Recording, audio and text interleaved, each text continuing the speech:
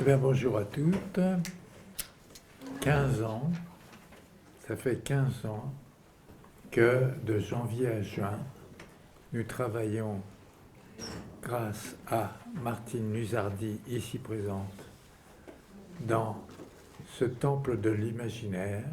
Il se trouve que cette année, eh bien, c'est une bonne définition de la Halle Saint-Pierre, puisque le thème de cette année, c'est penser autrement, renouveler nos imaginaires. Je pense que depuis 30 ans, ici, c'est ce qu'on fait. Et comme Martine Luzardi l'a dit tout à l'heure, c'est un lieu qui n'est pas éphémère. C'est un lieu qui persiste au-delà des modes que chaque mouvement artistique présente, mais qui s'éteint au bout de quelques années. L'art brut n'est pas seulement une école, c'est une pensée toujours en mouvement. Et quand je dis l'art brut, ça serait un peu réduire ce qui se fait ici, qui est l'art de l'imaginaire, l'art de l'inventivité, l'art toujours renouvelé à chaque exposition, à chaque accueil. On va parler tout à l'heure de l'accueil et de l'hospitalité.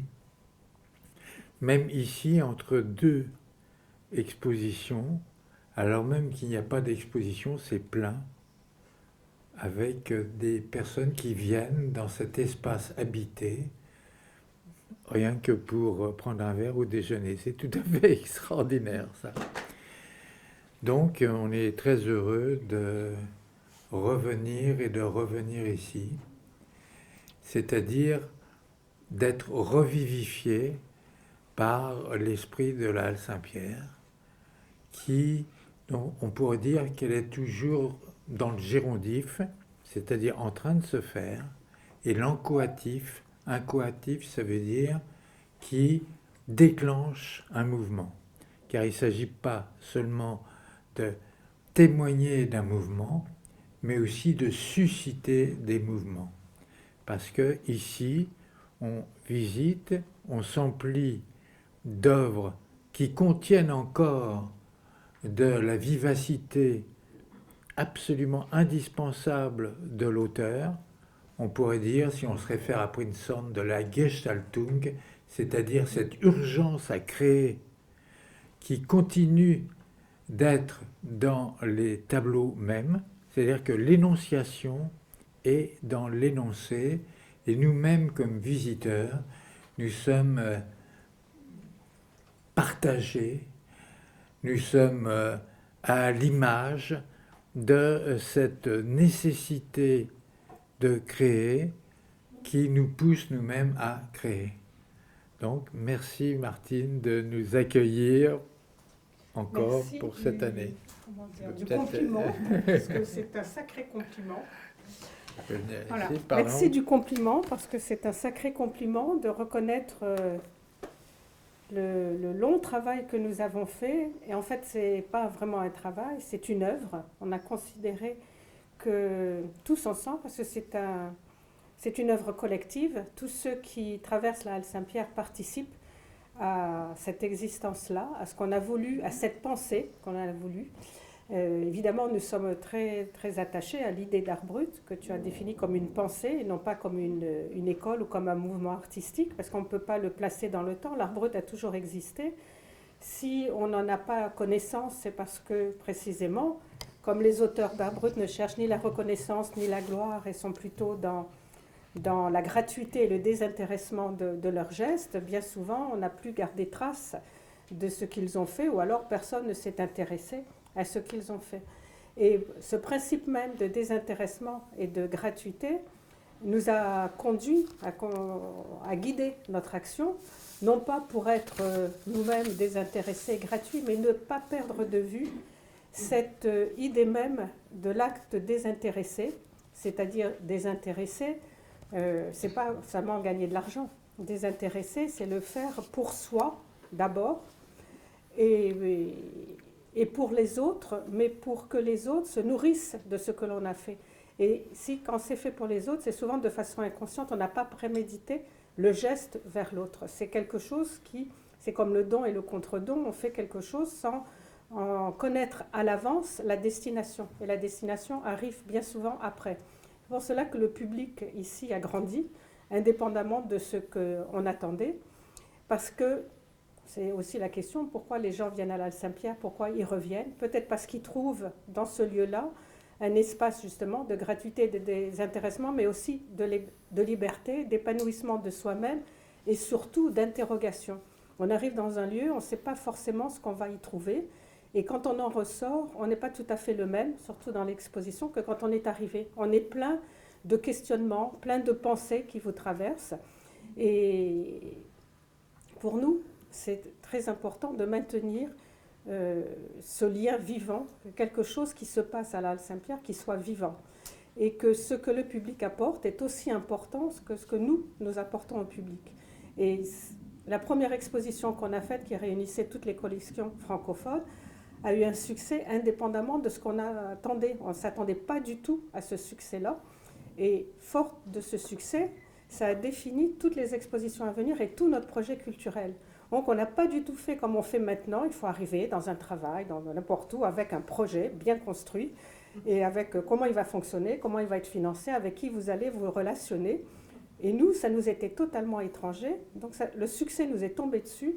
Et à partir de ce succès-là, on a fait les choses avec désir. Or, le désir a déserté les espaces de travail. Les gens viennent au travail.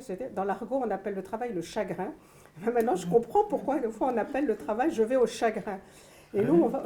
Oui, dans l'argot, on disait « je vais au chagrin ». Dans le film d'Audiard, on voit ça. Des fois, on va au chagrin, c'est l'argot populaire. Et justement, c'est pas aller au chagrin alors, à la Saint-Pierre. J'espère qu'on ne va pas au chagrin. On va vers quelque chose, on ne sait pas ce qu'on va trouver, on s'attend à quelque chose, mais on ne va pas trouver forcément ce qu'on était venu chercher. Et ça, on essaye de le maintenir malgré les instances, c'est-à-dire de tutelle, ou les instances qui gouvernent toute action culturelle, d'imposer des lois très administratives où il n'y a plus du tout de spontanéité, il n'y a plus du tout d'imprévu, il n'y a plus du tout d'affect, parce que quand même on est habité par les affects, mine de rien, et que tout doit être rationalisé, comptabilisé. On me demande souvent combien il y a eu de visiteurs, j'en sais rien, je ne veux pas le savoir. J'ai fait les plus grandes expositions avec très peu de visiteurs, mais elles ont marqué le futur, et puis des expositions avec énormément de visiteurs, et je reconnais, elles étaient très bien, mais ce n'était pas la meilleure exposition que j'ai faite. Donc, la quantité ne veut rien dire, et c'est plutôt ce qui habite le projet, ce qui habite notre action, pour comment, quand on est fait, comment on peut être transporté ailleurs, et maintenir ce lien qui est en danger, justement, avec l'imaginaire. Parler ça de l'imaginaire, maintenant on voit, Annie Lebrun le disait très bien, du trop de réalité, comment la réalité est totalement déconnectée de notre espace imaginaire, comment elle est menacée par le virtuel, et que l'imaginaire, sans imaginaire, on est dans une avancée du désert inexorable. C'est l'imaginaire qui nous maintient vivants, c'est l'imaginaire qui nous projette dans un monde meilleur, qui nous fait accepter, comme disait André Breton, la situation, enfin notre situation, l'inacceptable condition humaine. Voilà. Et s'il n'y avait pas l'imaginaire, on ne pourrait pas accepter cette condition humaine terrible. Et donc, vous parliez, je crois, des mythes, que vous avez beaucoup parlé des mythes, et l'art brut, c'est ce qui nous a reliés aussi aux mythes. Je me rappelle d'une exposition, je suis trop longue là ? Ah non. C'était les images de l'inconscient au Brésil, et il y avait une jeune femme qui s'appelait Adelina Gomez, et qui dessinait... qui avait sculpté des grandes mers horribles, et puis après, de plus en plus, plus en plus aimantes, et puis après, beaucoup de fleurs aussi. Or, cette Adelina Gomez était une jeune femme, une jeune brésilienne métisse, qui était sous l'emprise un peu de sa mère, très obéissante, et qui un jour est tombée amoureuse d'un garçon, et sa mère s'y est opposée, donc elle a renoncé à cet amour. Et elle est devenue un peu violente jusqu'à étrangler son chat. Et puis elle a été internée. Et elle s'est mise à dessiner des formes, enfin ces grandes mers, c'est très, très, très horrible, très, comment dire, évidemment possessive, mais très, comment dire, je trouve plus le mot, très menaçante, voilà. Et puis après, elles se sont adoucies, elles se sont ouvertes, elles avaient les mains sur le cœur, elles commencent à offrir leur cœur, et puis après des fleurs, et le mythe auquel ça servait, c'est le mythe de Daphné, cette fameuse nymphe courtisée par Apollon qui se sauve et qui va se réfugier chez sa mère, la terre, qui la transforme en laurier. Et donc cette Adélina, qui se met à refouler ses instincts et qui, se identifiant à sa mère, devient aussi possessive que sa mère jusqu'à étrangler son chien, se transforme, est transformée elle-même disait, je voudrais devenir une fleur, se transforme donc en fleur pour échapper non seulement à cet amour, mais échapper aussi, elle rentre dans elle ne quitte pas l'antre de sa mère, mais à travers la création, elle faisait au début des fleurs très, très neutres, et puis après, elle commence à dessiner des véritables fleurs qu'elle va cueillir dans le jardin. Donc transformée en fleur, en laurier, enfin, elle dessine la fleur qui est la fleur du mythe, et ensuite elle arrive à se dégager à travers la thérapie de l'art, à se dégager de cette emprise maternelle et de cette emprise du mythe pour extérioriser la fleur et accepter la fleur non pas comme identification à la fleur, mais d'accepter la fleur comme un objet extérieur. Et c'est ce mythe qui permet, elle ne connaissait pas le mythe, mais c'est ça qui est passionnant, c'est de comment comprendre que les mythes, on est habité par les mythes sans en connaître l'existence. C'est-à-dire que les mythes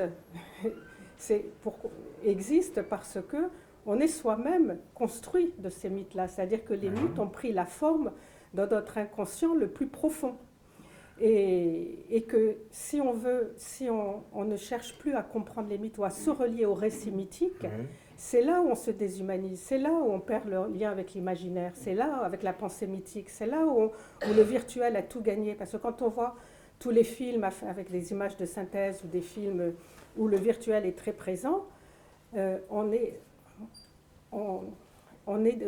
ce sont des images totalement désaffectées. Ce sont que des images, mais c'est totalement artificiel. Et elles sont déshumanisées parce qu'elles ont été faites par des idées où l'humain a été totalement aboli et qui entretiennent cette déshumanisation de l'espace humain. Et je me rappelle, j'avais écrit une phrase pour le catalogue, c'est dans les mythes que l'on trouve condensées et épurées sous forme de récits exemplaires les images fantasmatiques que la psyché crée lorsqu'elle se trouve dans des situations typiques très fortement chargées d'affect. En fait, soi-même, on est habité par des mythes ou des récits mythiques, on les reproduit, souvent sans le savoir. Et pourquoi les enfants adorent qu'on leur raconte la mythologie? Je ne sais pas si vous avez, mais on avait des livres sur la mythologie, on lisait des histoires pour enfants, mais aussi on lisait les récits mythologiques. Et les enfants, ça leur parlait. Ils y croyaient comme si c'était vrai, mais parce qu'ils le vivaient, ces récits-là. Ça leur parlait parce que ça leur parlait d'eux, avant de parler des récits mythiques, ça leur parlait d'eux. Maintenant, on ne raconte plus, c'est plus tout ça. On voit à la télévision Ulysse le robot, c'était un truc que je me rappelle quand mes enfants regardaient ça, je n'ai jamais vu ça. Ulysse le petit robot, c'était l'épopée d'Ulysse, mais en version science-fiction, en dessin animé. Il n'y avait que le récit, mais il n'y avait plus la pensée mythique derrière. Or, les récits mythiques, ce n'est pas le récit qu'il faut, c'est qu'est-ce qui est en jeu dedans, de notre inconscient collectif qui est à l'œuvre chez nous individuellement. Et c'est ça notre richesse, et c'est ça notre force de résistance. Il ne faut pas aller la chercher ailleurs. Et si demain il y a l'intelligence artificielle et tout, je ne crois pas que l'intelligence artificielle soit capable de produire des mythes.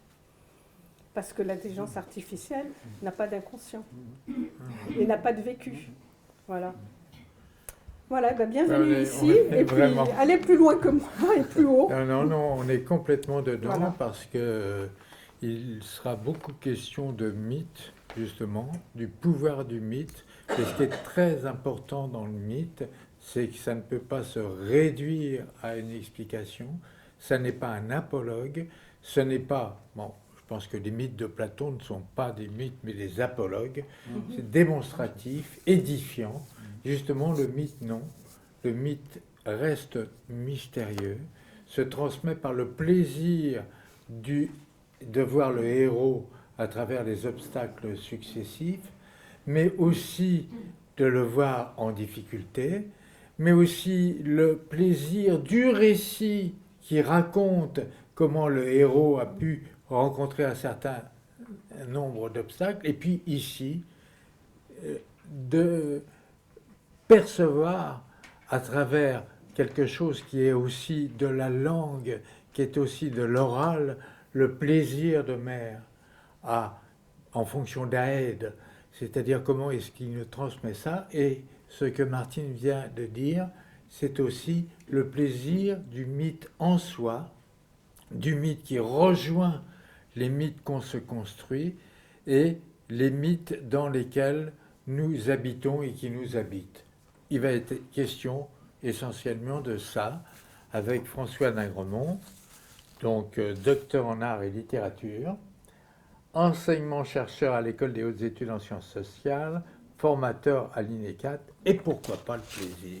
Oui, pourquoi pas le plaisir? Et on va revenir sur cette notion un peu galvaudée ou réduite à ce qui n'est plus de l'échange. Il sera beaucoup question de rencontres et d'échanges égalitaires. Hein. Et donc, pour sortir des représentations et postures virilistes hiérarchiques. Je te passe la parole. Oui, merci Jean-Pierre pour cette introduction. J'ai peut-être envie de dire aussi un petit mot sur la Halle Saint-Pierre, parce que on est parti pour en parler. Si vous allez voir l'expo Malcolm de Chazal, par exemple, il me semble que vous y trouveriez quelque chose qui ressemble... le plaisir qu'a Malcolm de Chazal d'être sur l'île Maurice me semble être tout à fait équivalent au plaisir qu'a Ulysse d'être à Ithaque, de revenir à Ithaque. Ouais. Vous verrez, la déformulation de Malcolm de Chazal, je ne les ai pas notées, mais enfin, il y a des choses qui me semblent tout à fait résonner dans cette manière de cette texture, cette coloration du plaisir, le plaisir d'être dans un univers, dans un cosmos, où il se sent bien, où il est très attaché, et vous verrez que vraiment dans les productions de Malcolm de Chazal, il y a des choses qui font penser à cet état de plaisir qui est celui d'être entouré d'un univers dans lequel on se sent bien, on a des attaches, on est en relation, on est dans un reconnu d'une certaine place aussi. Ça me semble intéressant, et c'est vrai que la plupart des expos que je vais voir à la Halle Saint-Pierre, c'est des artistes que je connaissais en général pas auparavant, et il y a toujours une relation de plaisir qui se fait, d'autant plus qu'à la Halle Saint-Pierre, il me semble qu'il y a quelque chose qui est un peu aussi l'identité, la trame des choix de la Halle Saint-Pierre, qui sont aussi ceux que j'ai un peu suivis pour travailler sur l'Odyssée, à savoir en premier lieu les risques liés à la canonisation, à faire en sorte que des choses deviennent canoniques. Alors l'avantage de la canonisation des œuvres, c'est qu'évidemment elles rentrent dans les mémoires, hein, elles rentrent dans le souvenir, donc ça c'est tout à fait appréciable. Mais il me semble que quand les choses sont canonisées, quand une histoire de l'art est canonisée, quand des artistes sont canonisés, j'ai le sentiment que la dimension de plaisir peut disparaître dans une espèce de conformisme. Et j'utilise ce terme à propos parce que c'est un thème qui revient souvent chez un auteur, on va dire, qui est très souvent mis en avant à la Halle Saint-Pierre, c'est Frédéric Pajac. Frédéric Pajac qui est illustrateur, dessinateur, qui a fait des expositions ici et qui pense, et il n'a pas tort, et je crois que c'est aussi une des raisons pour lesquelles l'horizon des plaisirs peut être un peu bouché lorsqu'on s'intéresse à l'histoire de l'art et à l'art. Frédéric Pajac dit qu'en fait, il faudrait repenser notre histoire de l'art, que celle qu'on a n'est pas forcément la meilleure, qu'elle est pour lui essentiellement basée sur une sorte de conformisme de la pensée, que donc il faudrait aussi repenser à mettre en avant des artistes qui ne sont absolument pas dans le canon de l'histoire de l'art. Et je trouve que penser à décanoniser, à penser ce qui est un en dehors du canon, est aussi une bonne manière de rétablir une relation de plaisir à ses œuvres. Et lui, c'est vraiment... alors, c'est pas un penseur du plaisir, Frédéric Pajac, il a beaucoup travaillé la mélancolie, mais c'est d'une manière très, très intéressante. Mais en revanche, je pense qu'il a tout à fait raison dans l'idée qu'il faut, pour retrouver une espèce d'horizon de plaisir dans nos rapports aux œuvres, décanoniser ce qui était canonisé par le conformisme des historiens d'art. Et alors, pour revenir à la canonisation de ce qui va plutôt nous préoccuper ici, c'est-à-dire l'Odyssée, c'est vrai qu'on en est quand même beaucoup héritier, et que une grande partie de mon travail de relecture de l'Odyssée, consistant à faire un commentaire, un essai sur l'Odyssée, a été d'essayer, encore une fois, de décanoniser l'Odyssée pour essayer d'y retrouver, finalement, non pas forcément une proximité, parce que c'est beaucoup l'idée qui a été développée, on a une proximité d'esprit avec Homère, mais c'est plutôt essayer de comprendre, là, d'un point de vue anthropologique, comment est-ce que cette altérité de l'Odyssée est très actuelle, hein, en quoi est-ce que, finalement, parce qu'elle ne nous est pas proche, elle est très actuelle, parce qu'elle nous permet de voir quelque chose qui, justement, est un peu le revers de ce qui nous est proche dans l'actualité, dans le monde contemporain. Et ça me semble être l'actualité de l'Odyssée. Et c'est aussi une manière de faire qui est la mienne, en tout cas, dans cette approche du texte, qui est justement d'essayer de comprendre cette tension entre proximité et altérité, et justement de se défaire du procédé de canonisation qui tend à nous faire passer l'Odyssée comme quelque chose de tout à fait proche, d'une proximité. Alors là, ça a été beaucoup le cas dans des essais sur l'Odyssée. Celui pour lequel j'ai probablement le moins de tendresse, c'est celui de Marcel Conche, hein, son essai sur Homère. Pourquoi ? Parce que Marcel Conche se dit, moi, Homère, ce que j'aime, Homère, c'est que je me sens proche en esprit d'Homère. Alors, qu'est-ce que ça veut dire, être proche en esprit d'une œuvre ? Moi, mon travail n'est pas de comprendre l'esprit d'une œuvre. Hein. Ça, c'est ce qu'on trouve au XVIIIe siècle. Au XVIIIe siècle, on commence à s'intéresser l'esprit d'une nation, l'esprit d'un peuple. Vous voyez, on commence avec Hegel à s'intéresser à l'esprit. Hein. Mais ce que met complètement Marcel Conche de côté, c'est le sens, la lettre, le contexte, les traditions de traduction de l'Odyssée, les traditions critiques. Il dit ça, je peux mettre ça de côté parce que je saisis l'esprit d'Homère. Et c'est quoi pour lui l'esprit d'Homère ? Vous voyez voir qu'on est très très loin de la question du plaisir. Pour lui, Homère, c'est quoi ? C'est la lucidité tragique, le pessimisme d'Homère. Hein. Il saisit le pessimisme d'Homère. C'est-à-dire que je ne prends pas les... Enfin, si je peux peut-être d'ailleurs vous citer, parce que c'est très, très explicite dans ce que dit Marcel Conche. Voilà, je prends dans mon ouvrage. Hein.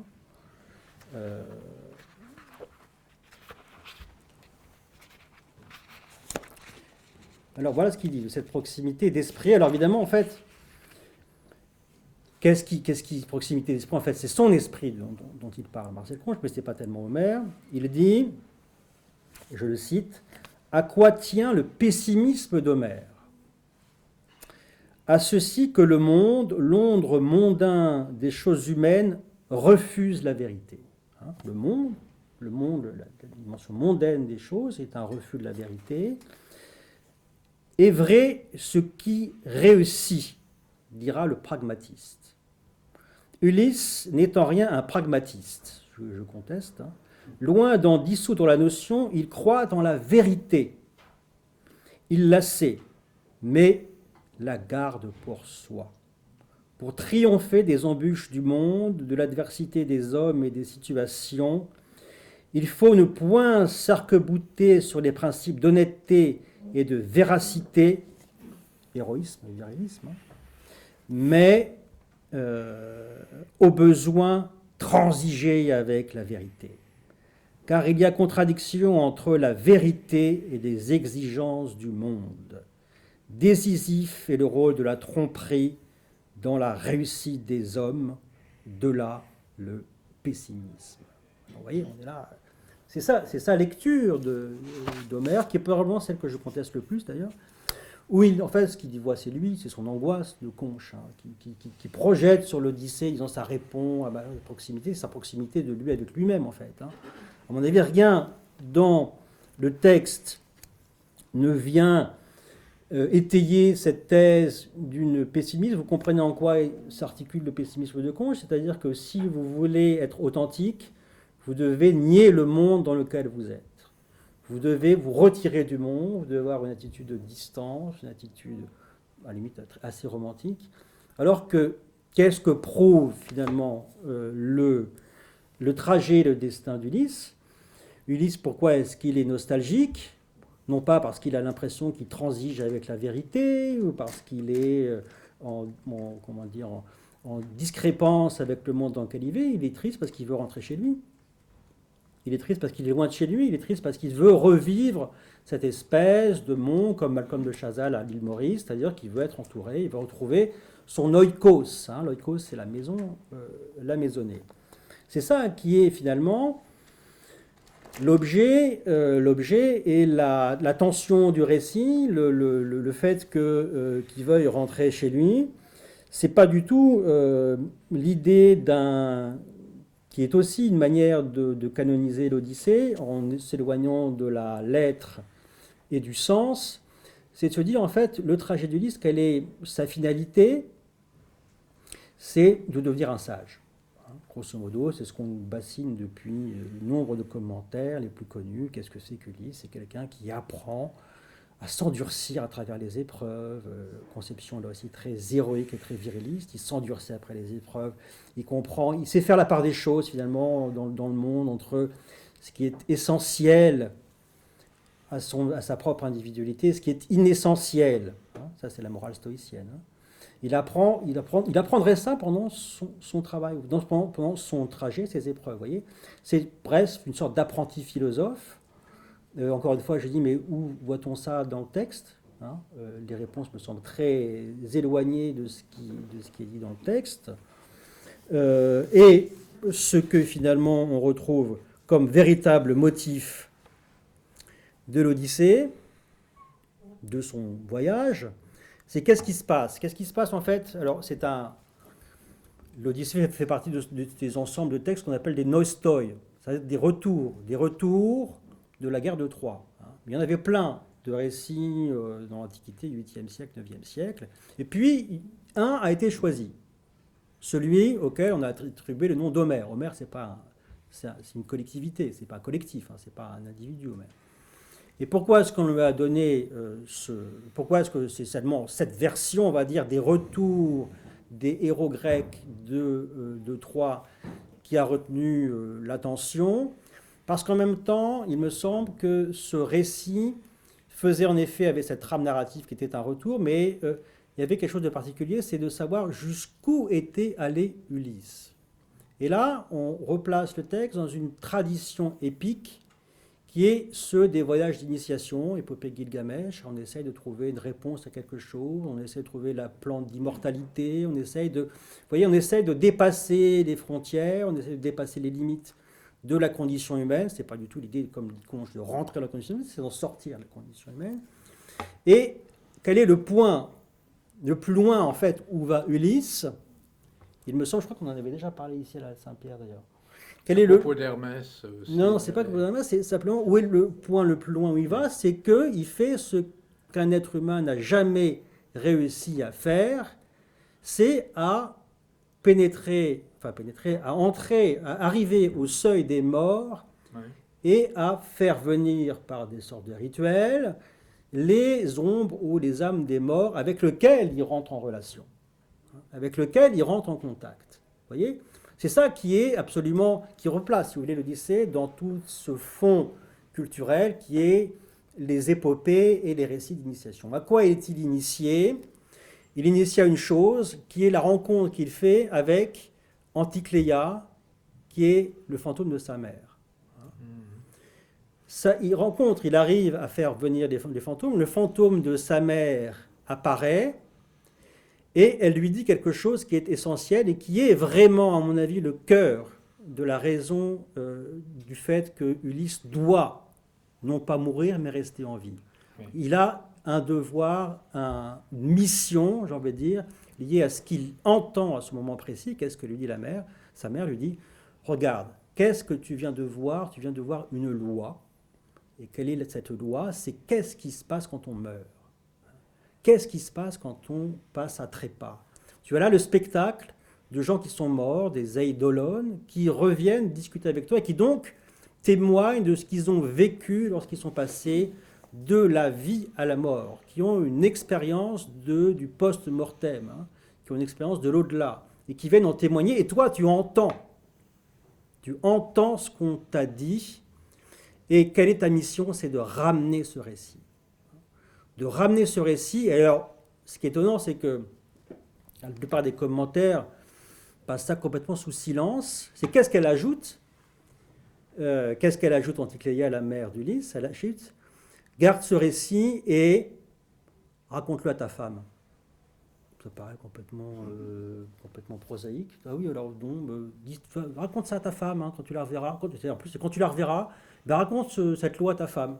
Alors vous voyez, tout l'imaginaire un peu héroïque, viriliste, ils se sont dit, bon, ben ça c'est négligeable, l'idée que dans la mission, il y a la loi du passage de la vie à la mort, mais surtout l'idée de raconter ça à sa femme.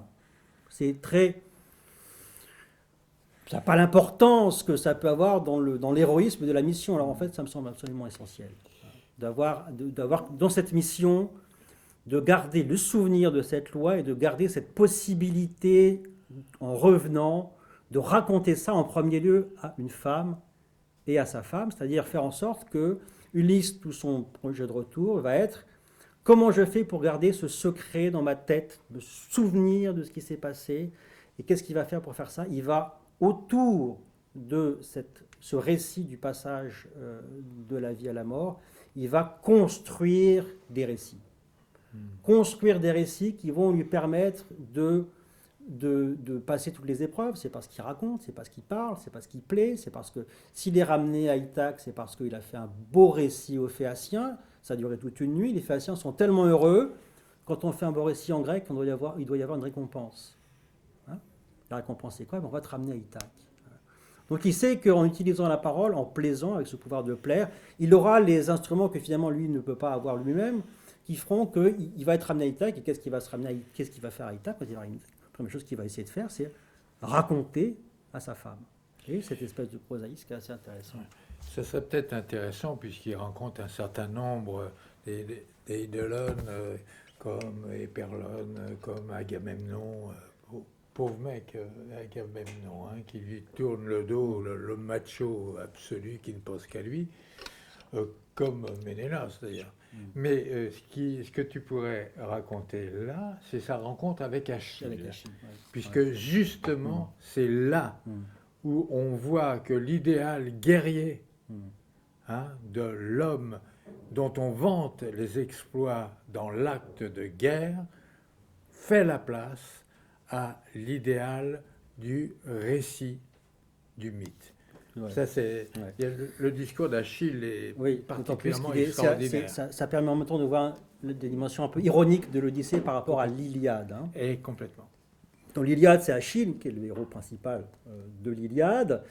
Et dans l'idéologie épique et aristocratique de la Grèce, l'important, c'est la gloire. Hein. Comment est-ce qu'on arrive à obtenir de la gloire? On appelle en grec le kléos. Hein.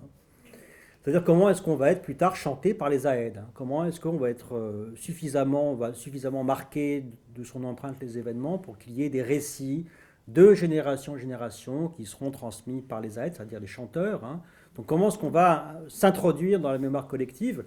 Et la réponse de l'Iliade et celle d'Achille, c'est la castagne. Hein. Il faut que je sois fort, et surtout, et c'est ça qui est essentiel, en revanche, je ne peux pas rentrer chez moi.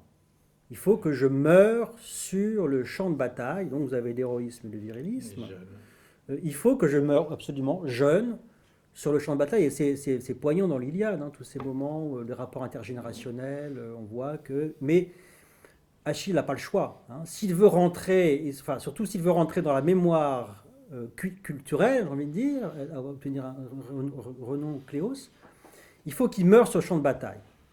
Mais, comme le dit Jean-Pierre, lorsque Ulysse rencontre l'ombre, l'âme d'Achille au seuil des enfers, Achille lui dit, en fait, je préférais largement être chez moi, à être une espèce de m'occuper, je sais pas quoi, moi, de mes poulets ou je sais pas quoi. D'être un paysan. D'être un paysan, plutôt vivant, plutôt qu'être mort sur le champ de bataille et d'avoir obtenu cette gloire.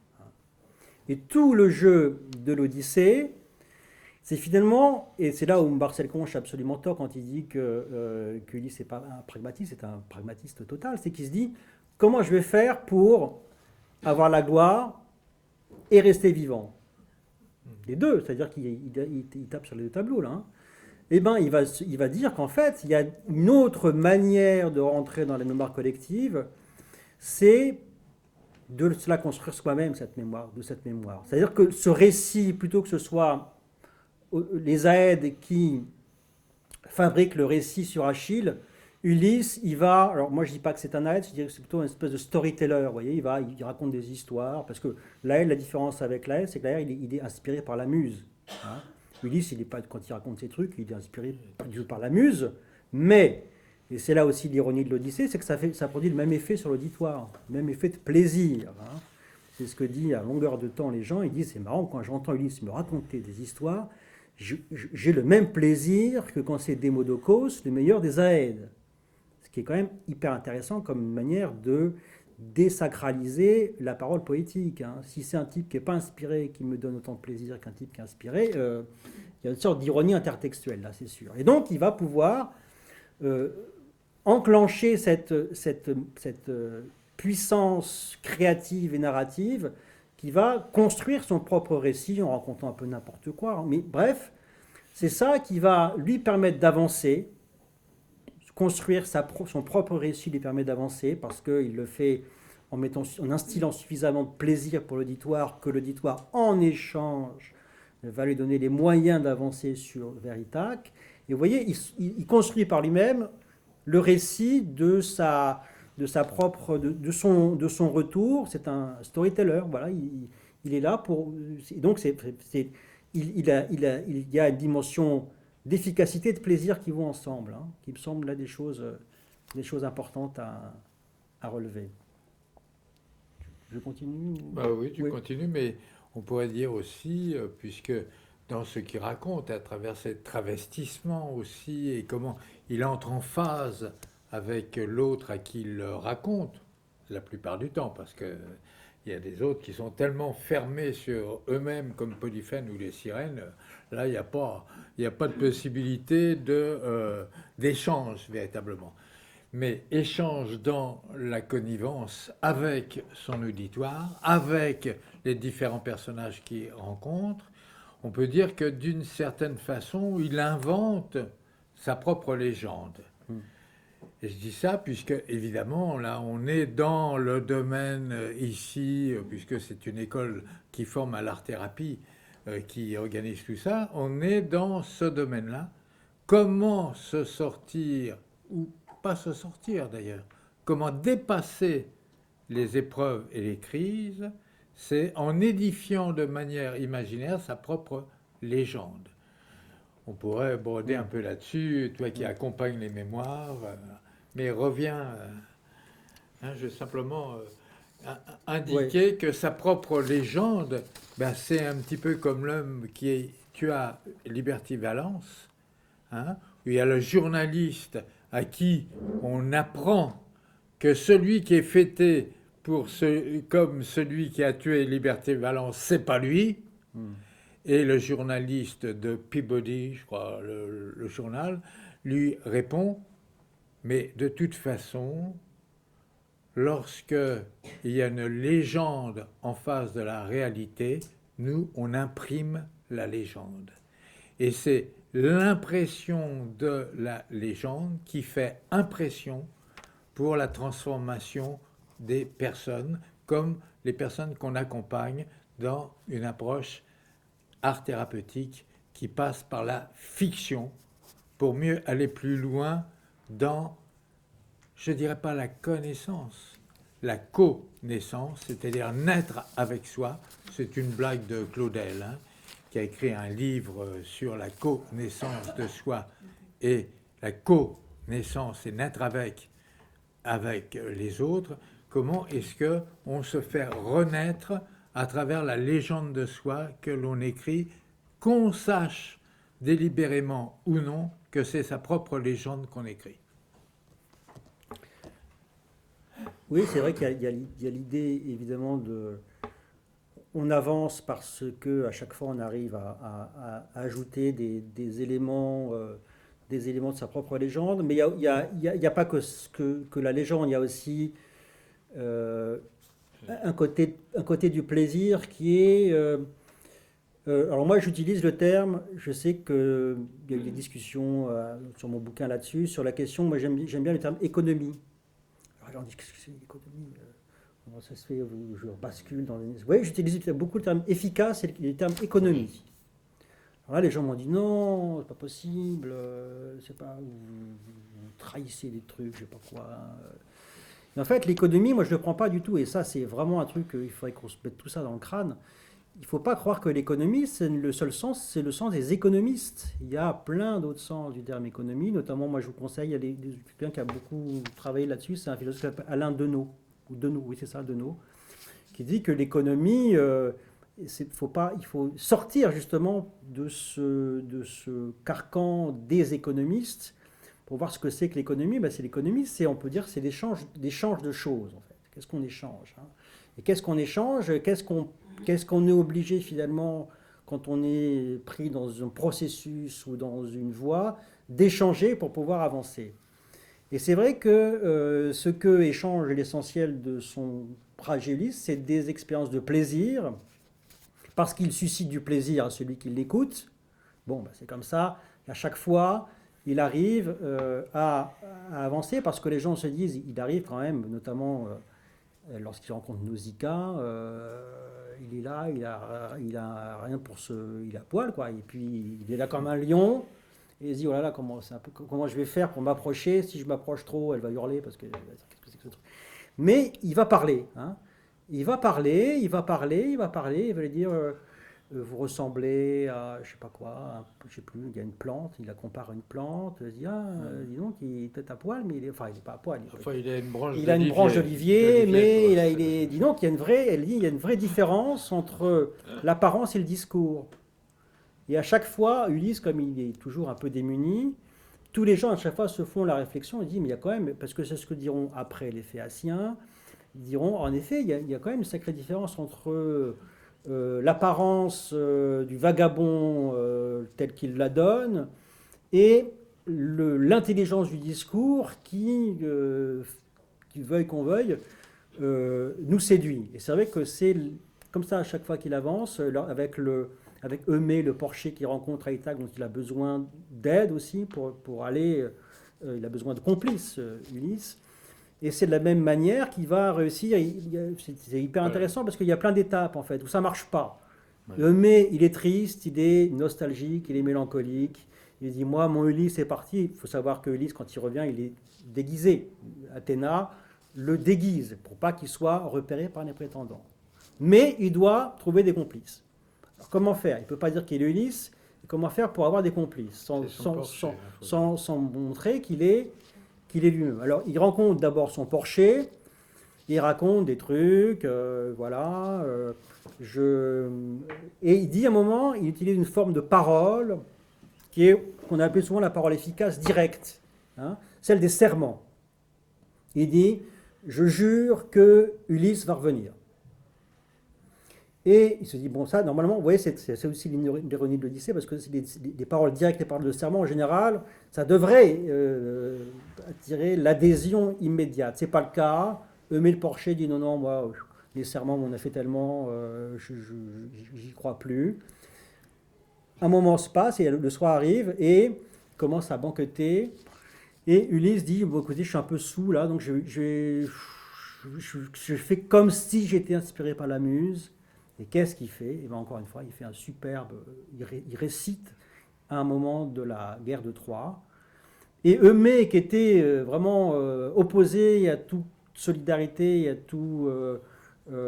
toute aide vis-à-vis de ce mendiant, il se dit, mais écoutez, je suis tellement séduit par ton discours que je suis obligé de t'aider.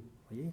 Donc il est passé d'un registre de langage qui normalement devrait attirer l'adhésion à un autre par le détour et par l'indirect qui permet finalement à Eumée de parvenir assez bien. Lui donne son manteau. Et lui donne son manteau. Alors c'est vrai que je tiens beaucoup à cette dimension économique, qui a le terme oikos, le terme qui veut dire la maisonnée, l'endroit, parce que c'est toute une affaire d'échange dans la dimension économique du plaisir. C'est pas le plaisir seul ou le plaisir dont on ferait un usage. Quand j'utilise ça, je renvoie quand même à Foucault, dans son Histoire de la sexualité, qui dit que qu'est-ce que c'est que le plaisir dans le monde occidental? C'est finalement la manière dont on a réussi à le domestiquer, à en faire un usage. Vous voyez, celui qui fait un usage du plaisir, c'est celui qui est en dehors du plaisir, disons, qui a une posture où il pourrait être en dehors du plaisir, et qui fait un usage, donc une manière utilitariste du plaisir. Ça, c'est la version auquel on a quand même beaucoup hérité de Foucault des plaisirs, qui sont aussi uniquement ceux de la sexualité. Mais Foucault n'envisage pas du tout l'idée d'un plaisir lié à l'échange, alors que c'est exactement ce qui se trame avec Pénélope. Pourquoi est-ce que Pénélope veut pas se marier avec des prétendants qui sont très beaux ou tout ça? C'est parce qu'elle se dit, moi, je le dis avec mes termes, c'est évidemment pas comme ça dans le texte, mais elle me dit parce que l'échange avec les prétendants, ce sera un peu pauvre, en termes de signes, en termes de paroles. Et ce qu'elle sait d'Ulysse, c'est que Ulysse, c'est celui qui parle le mieux, en fait. Celui qui parle le mieux, et c'est intéressant parce que c'est comme ça qu'elle le reconnaît, finalement. Elle le reconnaît bien avant tout le monde. Et dès qu'elle voit ce mendiant, elle se dit, tiens, ce mendiant quand même, toujours la même formule. Il a une apparence de mendiant, mais qu'est-ce qu'il parle bien? Et elle se dit, un mec qui parle aussi bien, est-ce que ça ne serait pas mon Ulysse? Vous voyez ce que c'est un peu ça. Alors évidemment, on est très très loin du moment de la découverte, mais elle a vraiment l'idée que ça pourrait être cet Ulysse, d'où l'idée de déclencher le tournoi de l'Arc. Vous voyez, toujours l'idée dans la manière, on va dire, de négliger le rôle des femmes dans l'Odyssée. On a souvent dit que Pénélope, elle ne sert à rien, ou au pire, elle fait n'importe quoi parce qu'elle allume les prétendants, ou elle fait... Alors, il y a l'épisode de la toile, mais ça ne marche pas, vous voyez, ce qu'elle tisse et qu'elle détisse. Alors qu'à mon avis, c'est exactement... elle fait ressortir la féminité d'Ulysse, en fait. Ulysse, c'est quand même le héros grec qui s'entend bien avec les femmes. Il faut voir que le monde grec archaïque, c'est un océan de misogynie. Mais dans Homère, vous avez un héros dont le commerce et la compagnie des femmes lui est agréable. C'est vraiment un cas exceptionnel dans le monde grec. Et donc, il est très, très bien, notamment avec Circé. Et il retrouve Pénélope, et Pénélope le découvre, enfin le reconnaît, parce qu'ils arrivent à échanger des signes secrets que eux seuls connaissent. C'est la ruse de la couche, qui est un arbre d'olive. Je vais peut-être vous raconter le truc, c'est que Ulysse raconte, avant que la reconnaissance ait eu lieu avec Pénélope, Pénélope en fait elle dit non, moi je ne crois pas que ce soit Ulysse, elle feint de croire que ce n'est pas Ulysse, en fait elle veut l'éprouver, elle veut vraiment être sûre. Et elle se dit, sa servante lui dit, mais si c'est Ulysse, j'ai vu sa cicatrice là au pied, c'est Ulysse. Elle me dit, oh là là, c'est quand même intéressant parce qu'elle dit, ça pourrait être Ulysse, mais alors malheureusement il s'est passé tellement de temps que si son esprit est dégradé, ça m'intéresse moins. Et donc elle va essayer de tester son esprit, de savoir s'il est aussi vif, et il y a ce fameux épisode de la couche déplacée, où Ulysse dit, non, c'est Pénélope dit, parce que Pénélope dit, bon écoute, on va dormir, on va séparément, et je vais faire venir la couche nuptiale. Elle était dans une chambre et je vais la ramener dans une autre chambre. Il se dit, comment ça? Comment c'est possible, la couche nuptiale, que tu aies déplacée? Parce qu'elle est faite avec un tronc d'olivier. Et Ulysse le prend mal, cette affaire-là, et elle se dit, mais alors attendez, si ce mendiant, avec cette apparence de mendiant le prend mal, c'est qu'il sait le secret de notre couche. Il sait le secret de la fabrication de la couche. Et donc, si c'est le secret de la fabrication de la couche, elle sait que c'est Ulysse. Et donc, vous voyez, l'intelligence de Pénélope, c'est d'avoir mis... Pourtant, Ulysse, il est très fort là-dessus, mais c'est elle qui, à la limite, là, prend le dessus. Elle le met à l'épreuve pour être sûre que c'est toujours en esprit, en intelligence, Ulysse qui est devant elle. Vous voyez, donc c'est ça, si vous voulez, la conception économique des plaisirs, hein, dans l'idée qu'on échange des choses et que, alors tu veux peut-être ajouter des choses là-dessus, sur cette dimension-là? Oui, non, ce que je pourrais ajouter, c'est que c'est une histoire d'échange, et d'échange dans l'horizontalité. C'est pour ça que c'est extrêmement moderne.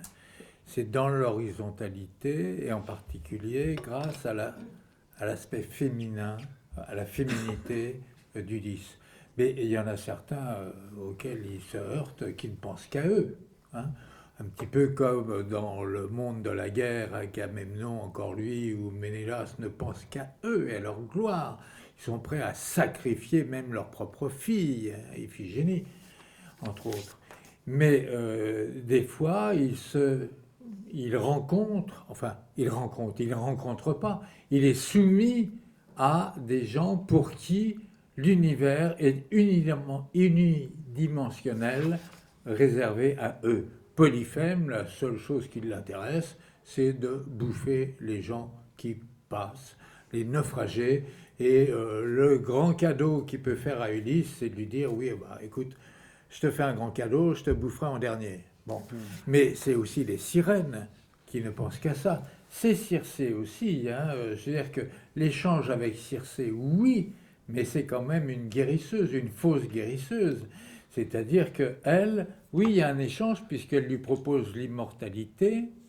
Hein. Au début, elle lui propose, bon, parce que lui se tire de ce qu'est le sort de tous les hommes, c'est-à-dire d'être transformé en cochon. Hein. Eh bien, lui, grâce à une plante, hein, c'est une Milo, je pense. Hein. Le Molu. Le Molu, je veux dire. Il se garde d'être empoisonné, enfin, pas d'être dans les mains de Circé qui transforme tout le monde en cochon et qui est très étonné que pour lui, ça ne marche pas. Eh bien, oui, elle lui donne le royaume, dit-elle, mais en fait, elle l'emprisonne. Et c'est un univers qui n'est pas évolutif. Hein. Donc, là, l'échange n'est pas possible. Ce qui est possible, c'est de revenir à chez soi. On parle de lui comme un héros. En fait, il est obsédé à en pleurer presque à chaque épisode pour revenir chez soi et retrouver son couple. Et son fils aussi. Et son fils, ouais. Bon, je dis ça simplement parce que c'est une réflexion en acte sur ce que peut être un échange égalitaire, où chacun se trouve à égalité avec l'autre, mais selon sa propre invention. Donc il y a une réflexion sur comment est-ce qu'on constitue une rencontre. C'est ça ce que je pourrais c'est sûr, il y a l'idée. Alors, moi, c'est vrai que j'ai un petit fait pour Circé, mais bon, c'est pas. Ah oui. Non, j'aime bien Circé. Non, j'aime bien. Déjà, c'est ce qu'on retrouve là dans toutes les épopées, c'est on va dire la magicienne, hein, mais c'est la magicienne qui donne la feuille de route à Ulysse, hein, pour qu'elle. Vous voyez, encore une fois, c'est une femme qui explique à Ulysse comment il va rentrer chez lui. Elle lui dit tout. Elle lui dit, voilà, tu vas voir Tirésias va te dire ça, patati patata. C'est pas par lui-même, c'est pas, qui voilà. le guide. Ça, c'est très important. C'est la deuxième partie de mon bouquin où je montre le plaisir dans la dépendance d'Ulysse. Hein, dans la dépendance d'Ulysse. Vous voyez, c'est pas l'idée d'un plaisir viriliste de l'indépendance et de, vous voyez ce que disent les stoïciens, ne pas dépendre de ce qui ne dépend pas de soi. Hein, ça, c'est la base de l'héroïsme viriliste stoïcien, ne pas dépendre de ce qui ne dépend pas de soi. Ben, si c'était cette morale-là qu'avait employé Ulysse, il ne serait jamais rentré à Ithaque. Précisément, il sait qu'il n'a pas le choix, mais qu'il doit en effet établir une relation d'échange avec ce qui est le plus rétif à l'échange. Par exemple, Polyphème. Polyphème, c'est vraiment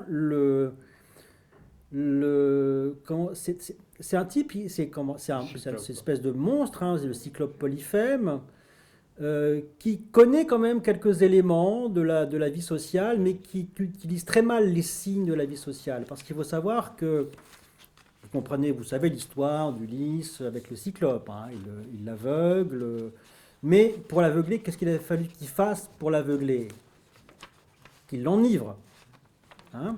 Et pour qu'il l'enivre, il fallait quand même que Polyphème comprenne l'idée de l'hospitalité dans sa tête un peu embrumée, c'est-à-dire que quand la personne, le visiteur arrive et qu'il vous donne un cadeau, il faut que vous l'acceptiez et que vous le consommiez. C'était ça la ruse d'Ulysse.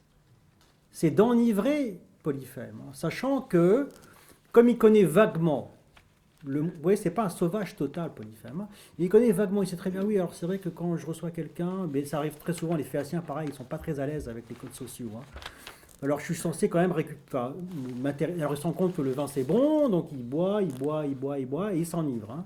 Et c'est comme ça que Ulysse parvient à finalement s'en débarrasser et à sortir de la grotte. Donc vous voyez, la force d'Ulysse, c'est d'établir un lien avec ce qui est précisément le plus difficile pour faire un échange, hein, avec cette figure qui est normalement... Alors il y a évidemment des figures avec lesquelles l'échange est impossible. Ce sont toutes ces figures Charybde et Scylla, hein, qui sont là des figures d'avalement. Parce que ce qui est intéressant dans l'Odyssée, c'est que c'est une description qui me semble, peut-être on y reviendra sur les plaisirs, extrêmement complexe. Extrêmement complexe en fait. Hein. Il y a notamment complexe, c'est pas d'un point de vue philosophique que ça semble très complexe, mais c'est dans la description finalement presque de la condition humaine et de la manière dont on devient un individu, dont on devient un sujet, dont on passe différentes étapes critiques. Hein. C'est ça, hein, quand on devient un sujet, on passe par des étapes critiques. Tout le monde a passé par là. D'abord, c'est quoi l'étape critique? C'est, on est obligé un peu de sortir de chez soi. On est un peu obligé de sortir de chez soi. Donc, dès qu'on part un peu de chez soi, on va rencontrer des gens qu'on ne connaît pas. On va rencontrer des gens qu'on ne connaît pas, qui peut-être seront légèrement hostiles, soit très hostiles, qui vont essayer de vous accaparer, qui vont essayer de vous engloutir. Vous voyez, c'est exactement, on pourrait dire, une psychogenèse. Hein, c'est exactement dans la psyché, comme ça que se construit la psyché aussi. Hein. Dans le rapport à une espèce d'altérité, le fantasme de l'anéantissement de soi, qui est vraiment réel dans l'Odyssée, tout ça est évoqué. Donc cette Odyssée comme création de plaisir qu'on a évoqué tout à l'heure avec Jean-Pierre, c'est-à-dire du plaisir qu'on a de la narration, c'est aussi une description de la complexité de l'économie des plaisirs, avec ses possibilités de plaisir qui sont des plaisirs nuisibles à soi-même. Hein, l'oubli par la drogue. Hein, les lotophages. Il est chez les lotophages, ils bouffent du lotos, et le lotos, ça vous met dans un état où vous oubliez le fait que vous devez faire quoi, c'est-à-dire rentrer chez vous. Le chant des sirènes. Vous voyez comment les plaisirs sont déclinés dans toute leur économie, c'est-à-dire pas seulement, oui, les plaisirs c'est bien, non, il y a des plaisirs qui sont le plaisir qu'a Ulysse de faire mal à Polyphème, plaisir en l'occurrence non efficace, parce que qu'est-ce qui se passe? Il aveugle Polyphème, et Polyphème dit, mais il y a eu la ruse du qui m'a aveuglé, Ulysse répond personne, et donc les autres cyclopes arrivent et ils disent, on va te venger, Cyclope qui t'a aveuglé, son nom c'est pas son nom, ils disent personne. Bon, si c'est personne, tu t'es fait ça tout seul, voyez. Donc il y a cette ruse, mais en même temps, au bout d'un moment, il y a une espèce de plaisir. Ulysse, il ne contrôle pas tout, c'est ça que je veux dire. C'est qu'à un moment, Polyphème, il est aveuglé, et Ulysse s'éloigne, il dit, mais alors quand même, dis-moi quel est ton vrai nom. Eh ben oui, parce que moi, tu vois, pour te marquer, je veux dire, je suis le fils de Laërte, Ulysse. Patatras, son nom est donné, Poséidon, qui est le père de Polyphème, va savoir qui a aveuglé son fils. Vous voyez, le plaisir là on pourrait dire quoi, se vante quoi, se vante, hein, de la vanité est un plaisir qui n'est pas du tout efficace en l'occurrence, hein, qui fera que finalement, il va passer un temps fou avant, 20 ans, avant de rentrer à Ithaque. Le plaisir des sirènes aussi est un plaisir tout à fait néfaste. Mais ce qui est intéressant quand même dans la vision d'Homère, c'est que Ulysse, vous voyez, c'est pas du tout un récit prescriptif. C'est pas un récit qui vous dit, on va vous dire ce que c'est qu'un bon plaisir ou un mauvais plaisir. C'est à vous de voir. Hein, à vous de voir. Mais en revanche, je les décris et je ne décris pas un héros édifiant, un héros moralisateur qui dit que ça, c'est un mauvais plaisir. Qu'est-ce qui se passe avec l'épisode des sirènes? Il entend le chant des sirènes. Il veut même, il sait que c'est mauvais, hein, il sait que c'est pas bon. C'est un truc qui vous fait perdre l'esprit et qui fait qu'on est désorienté, on va se viander contre les côtes et puis voilà, on meurt sur une espèce de plage. Mais il veut le faire. Il aurait pu dire, vous voyez, un bon stoïcien aurait dit, ah non, moi je suis au-dessus de ça, ce plaisir, je sais que c'est néfaste. Non, il y goûte. Il y goûte, mais il s'en prémunit en se faisant attacher par ses compagnons et en disant, voilà, dès que j'entends, serrer plus fort les liens, mais je veux quand même entendre ce fameux chant des sirènes. Vous voyez, il n'y a pas une leçon en disant, les stoïciens ont souvent comparé Ulysse à Héraclès. Héraclès, celui qui suit la voie, on va dire, de la virilité, qu'on pourrait dire, de la sagesse, mais qui est la sobriété, vous voyez, des choses qui peuvent être très d'actualité d'ailleurs. Hein. Cette sagesse virile. Hein. Oui, mais c'est pas ce que retiennent les stoïciens. Et ils disent, alors là par contre Ulysse, lui c'est le chemin des passions, des désirs, c'est n'importe quoi. Il n'y a aucun souci de soi chez Ulysse, il se laisse déborder, il se laisse embarquer, il se laisse vivre par des passions, alors que Héraclès, c'est l'endurance, celui qui sait résister, l'idée de résistance. Ulysse, c'est pas tellement quelqu'un qui résiste. Hein. Il résiste pas beaucoup, mais il a suffisamment d'inventivité pour contourner le danger de ne pas résister, à ses désirs. Donc, ce qui est intéressant dans l'économie des plaisirs de l'Odyssée, c'est qu'on va aussi voir du côté du plaisir de l'autodestruction. Le plaisir qui va nous faire mal, hein, le plaisir qui fait mal à l'autre. Vous voyez, tout ça est complètement dressé, ce qui fait que je le répète, c'est pas un ouvrage, souvent dans la tête de Foucault par exemple, on est dans l'idée que l'Antiquité aurait été, son corpus de textes pour écrire son histoire de la sexualité et le passage, l'usage des plaisirs, ce sont des textes prescriptifs. Hein. Plus que Xénophon, on vous dit ce que c'est qu'un bon et un mauvais plaisir. On vous dit quels sont les rôles, celui qui est passif, celui qui est actif, on ne passe pas de l'un à l'autre, des choses comme ça. Une normativité du plaisir. Mais ce qui est quand même étonnant, c'est que l'Antiquité regorge de textes qui ne sont pas prescriptifs sur le plaisir, mais qui le décrivent et qui en créent du plaisir. C'est le cas, à mon avis, de l'Odyssée, mais c'est aussi le cas de tout ce qu'on appelle le roman grec, c'est-à-dire tout ce qui est un peu l'univers pastoral, païen, Daphnis et Chloé, oui, tous ces textes. Vous prenez les Métamorphoses d'Ovide. Hein. Tout ça, c'est un truc où le plaisir est là, mais on ne vous dit pas si c'est bien ou pas. Hein. On vous dit, voilà, il y a des expériences de plaisir et on les décrit et on en crée. Tu veux préciser des choses sur ça? Autrement, je continue. Et ça, c'est... Et le plaisir n'est pas simplement sexuel. Et le plaisir n'est pas... Je crois qu'il faut aussi oui, dire ça, c'est ça. C'est dans l'échange horizontal, quand c'est possible. Hein, et si c'est un échange où il y a prise sur lui, il essaie de s'en sortir, et souvent par l'intermédiaire d'une plante ou par l'intermédiaire de ce que lui dit Circé, de ce qu'il faut faire pour échapper à tel maléfice. Hein, c'est donc il obéit au conseil ou des devins ou des devins d'ailleurs comme Tirésias qui sont des deux sexes, ouais. ou de Circé qui lui dit ce qu'il faut faire. Hein. Et bien donc là il y a un plaisir qui est le plaisir de la narration, c'est bien que le temps s'étire et pendant une nuit entière on l'écoute raconter ses exploits et même en inventer. Il y a le plaisir qui n'est pas simplement sexuelle et dans sa version en plus inégalitaire. Bon, ce que je peux Oui, dire. c'est vrai que si on revient à l'épisode de Circé, il y a deux choses auxquelles est initié chez Circé et Ulysse.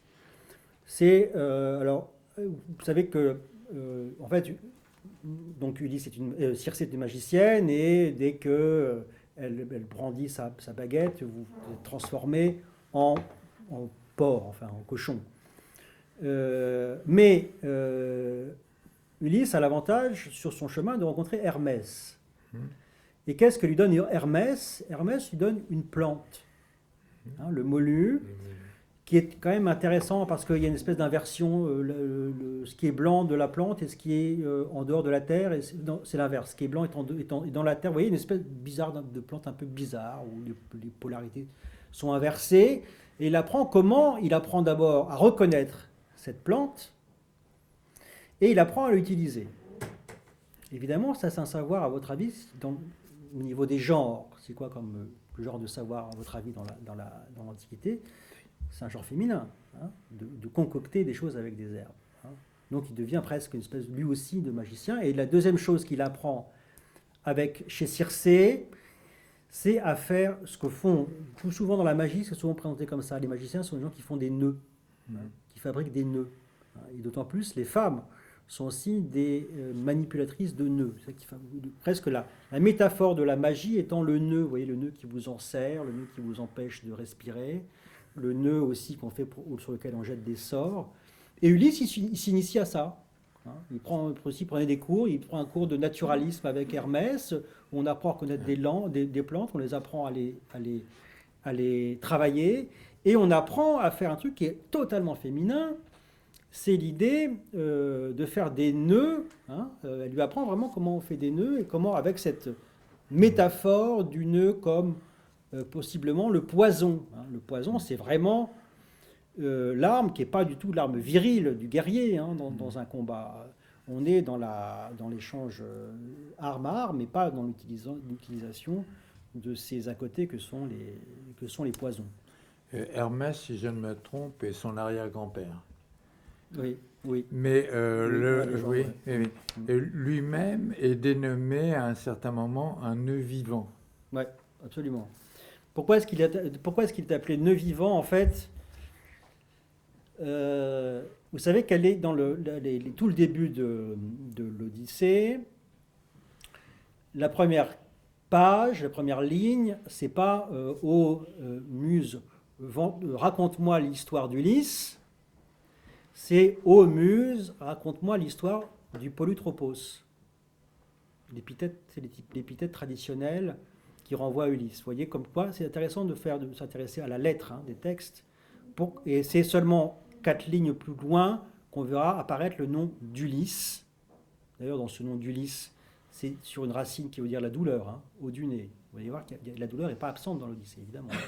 Mais pourquoi est-ce que cette épithète traditionnelle arrive avant le nom d'Ulysse? C'est parce que dans la tradition homérique, ce qui est important, c'est précisément cette étrange qualité d'Ulysse qui est d'être un polytropos. Polytropos, ça veut dire 3 choses. Ça veut dire qu'on a un esprit plein de nœuds. Enfin, c'est pas le nœud au sens de la torture, c'est le nœud, c'est-à-dire qui rend avec plein d'idées, avec plein de possibilités, avec plein d'inventivité. Ouais. C'est un peu la manière dont est aussi qualifié Hermès. Hein. Alors c'est pour ça que Jean-Pierre disait nœud vivant, c'est ça, c'est qu'il est un nœud vivant parce que son esprit est tourné de telle manière qu'il arrive toujours à trouver une possibilité, un moyen de s'échapper. Deuxième sens de Polytropos, c'est celui qui sait adapter son discours à son auditoire. Celui qui est Polytropos, il sait ce qu'il sait faire. Il sait quand il faut parler à Nausicaa, il sait ce qu'il faut dire pour parler à une femme.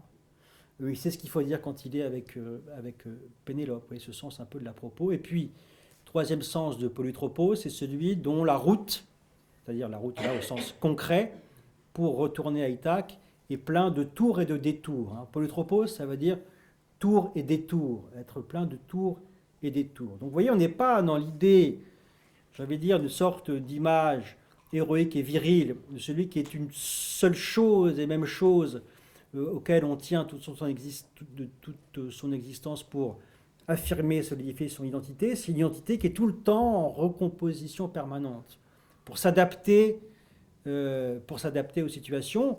Et il arrive même que, et ça c'est ce que je raconte dans la deuxième partie de mon bouquin, où de toute façon, même sa polytropie, Ulysse en est prisonnier finalement. Parce que ce troisième élément, c'est pas du tout l'idée d'un héros qui s'émancipe. On a souvent, dans les commentaires les plus canoniques, on décrit Ulysse comme celui qui se libère, qui s'émancipe des tutelles, celui qui s'émancipe de la religion, celui qui... Non, Ulysse est un être extrêmement dépendant. Il est dépendant de ce qui fait sa gloire, c'est-à-dire la polytropie. Pourquoi ? Parce que finalement, c'est pas raconté dans l'Odyssée, mais ça ne s'arrête pas là l'histoire. Hein. Il est obligé de repartir. Il est obligé de repartir, Ulysse. Il est obligé de repartir parce qu'il est polytropos. Vous voyez ce que je veux dire ? C'est que sa route, une fois qu'il est immobile à Ithaque, il peut rester peut-être polytropos parce que, et encore, non, je pense qu'il perd toute sa polytropia, parce qu'il n'est plus en phase d'adversité, il n'est plus dans un monde en crise, il n'est plus obligé de ruser avec le langage. Donc son épithète héroïque, traditionnel, non viril, est un enfermement pour lui, parce que ça l'oblige à repartir sur la route. Et c'est indiqué de manière extrêmement énigmatique, cette espèce de nouveau départ d'Ulysse. Il devra quitter encore une fois son oikos et sa famille pour marcher en prenant un aviron sur l'épaule.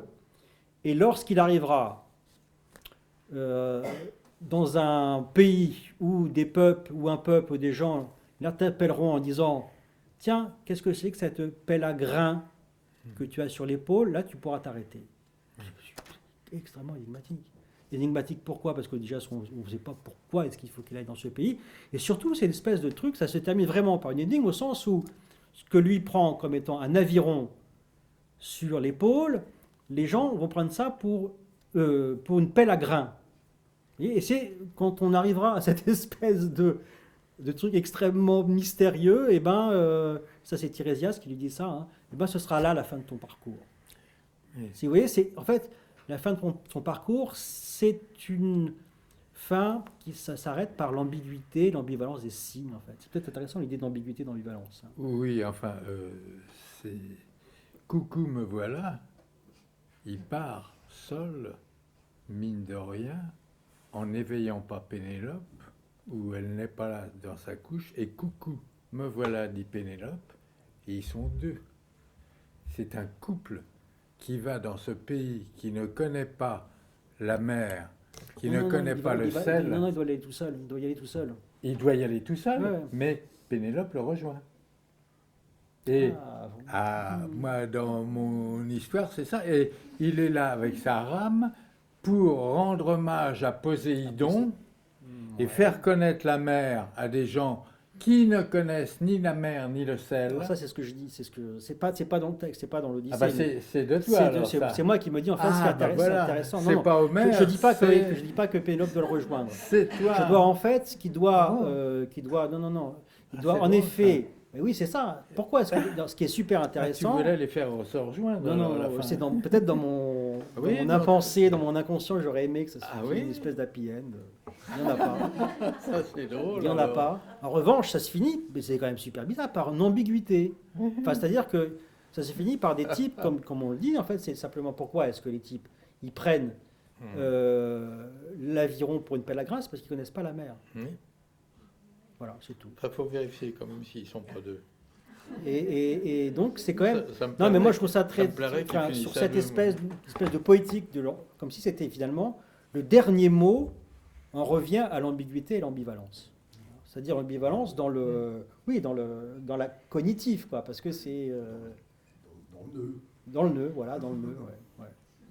Donc c'est quand même quelque chose de très étonnant. Alors il faut savoir aussi que quand je parle justement, alors j'essaie d'insister sur le fait que le plaisir c'est aussi, parce que c'est décrit dans une économie, on y voit tous ces aspects, les aspects, on va dire comment est-ce qu'on la parole est aussi un pouvoir sur l'autre, hein, qui ensorcelle l'autre. Comment est-ce qu'on peut subir des plaisirs, en l'occurrence Ulysse, lorsqu'il est chez Calypso, là, il n'y a pas du tout de relation. Hein. Ulysse, il subit, mais il est obligé de subir les assauts de Calypso en permanence. Alors que là, vous voyez, ça se fait sans échange. Vous voyez, on montre des situations avec échange ou de non-échange. Et peut-être que, ça c'est aussi un point qui peut-être fera réagir Jean-Pierre, c'est que le monde épique est quand même un monde de la crise. Oui. Hein? Crise, vous voyez, c'est ça, c'est que le monde épique ne peut pas s'imaginer dans une sortie de la crise. Il y a une crise au départ évidente, c'est quoi la crise qui est probablement dans tous les étages du récit. Crise de légitimité, le souverain n'est plus à Ithaque, ce sont des prétendants qui veulent prendre le pouvoir, et surtout la crise est extrêmement bien décrite à travers le personnage de Télémaque, hein, le fils d'Ulysse.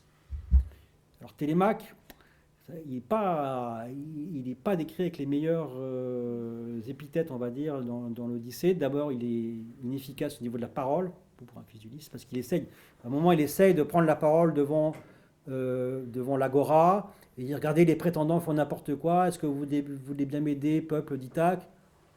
Aucun résultat, les gens s'en foutent, et il s'énerve, il jette son sceptre, enfin, vous voyez, il y a toutes les choses qui montrent, et pourquoi est-ce que ça ne marche pas? Parce qu'il n'y a pas eu la relation de filiation entre Ulysse et son fils. Hein.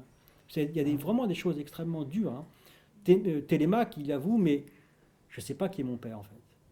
On me dit que c'est Ulysse, qu'est-ce que j'en sais? Et c'est pas... Vous voyez, quand je vous dis qu'il y a des choses extrêmement graves aussi dans l'Odyssée, c'est possiblement cette perte d'existence qui aussi pend au nez d'Ulysse, hein, en permanence, de basculer dans le rien, hein, dans l'inexistant le plus total. Et en fait, même quand... Télémaque n'arrête pas de dire, Athéna arrive déguisée, elle essaye de motiver Télémaque, parce que quand même, il faut qu'il se bouge un peu les fesses pour que le récit même se mette en place. Hein.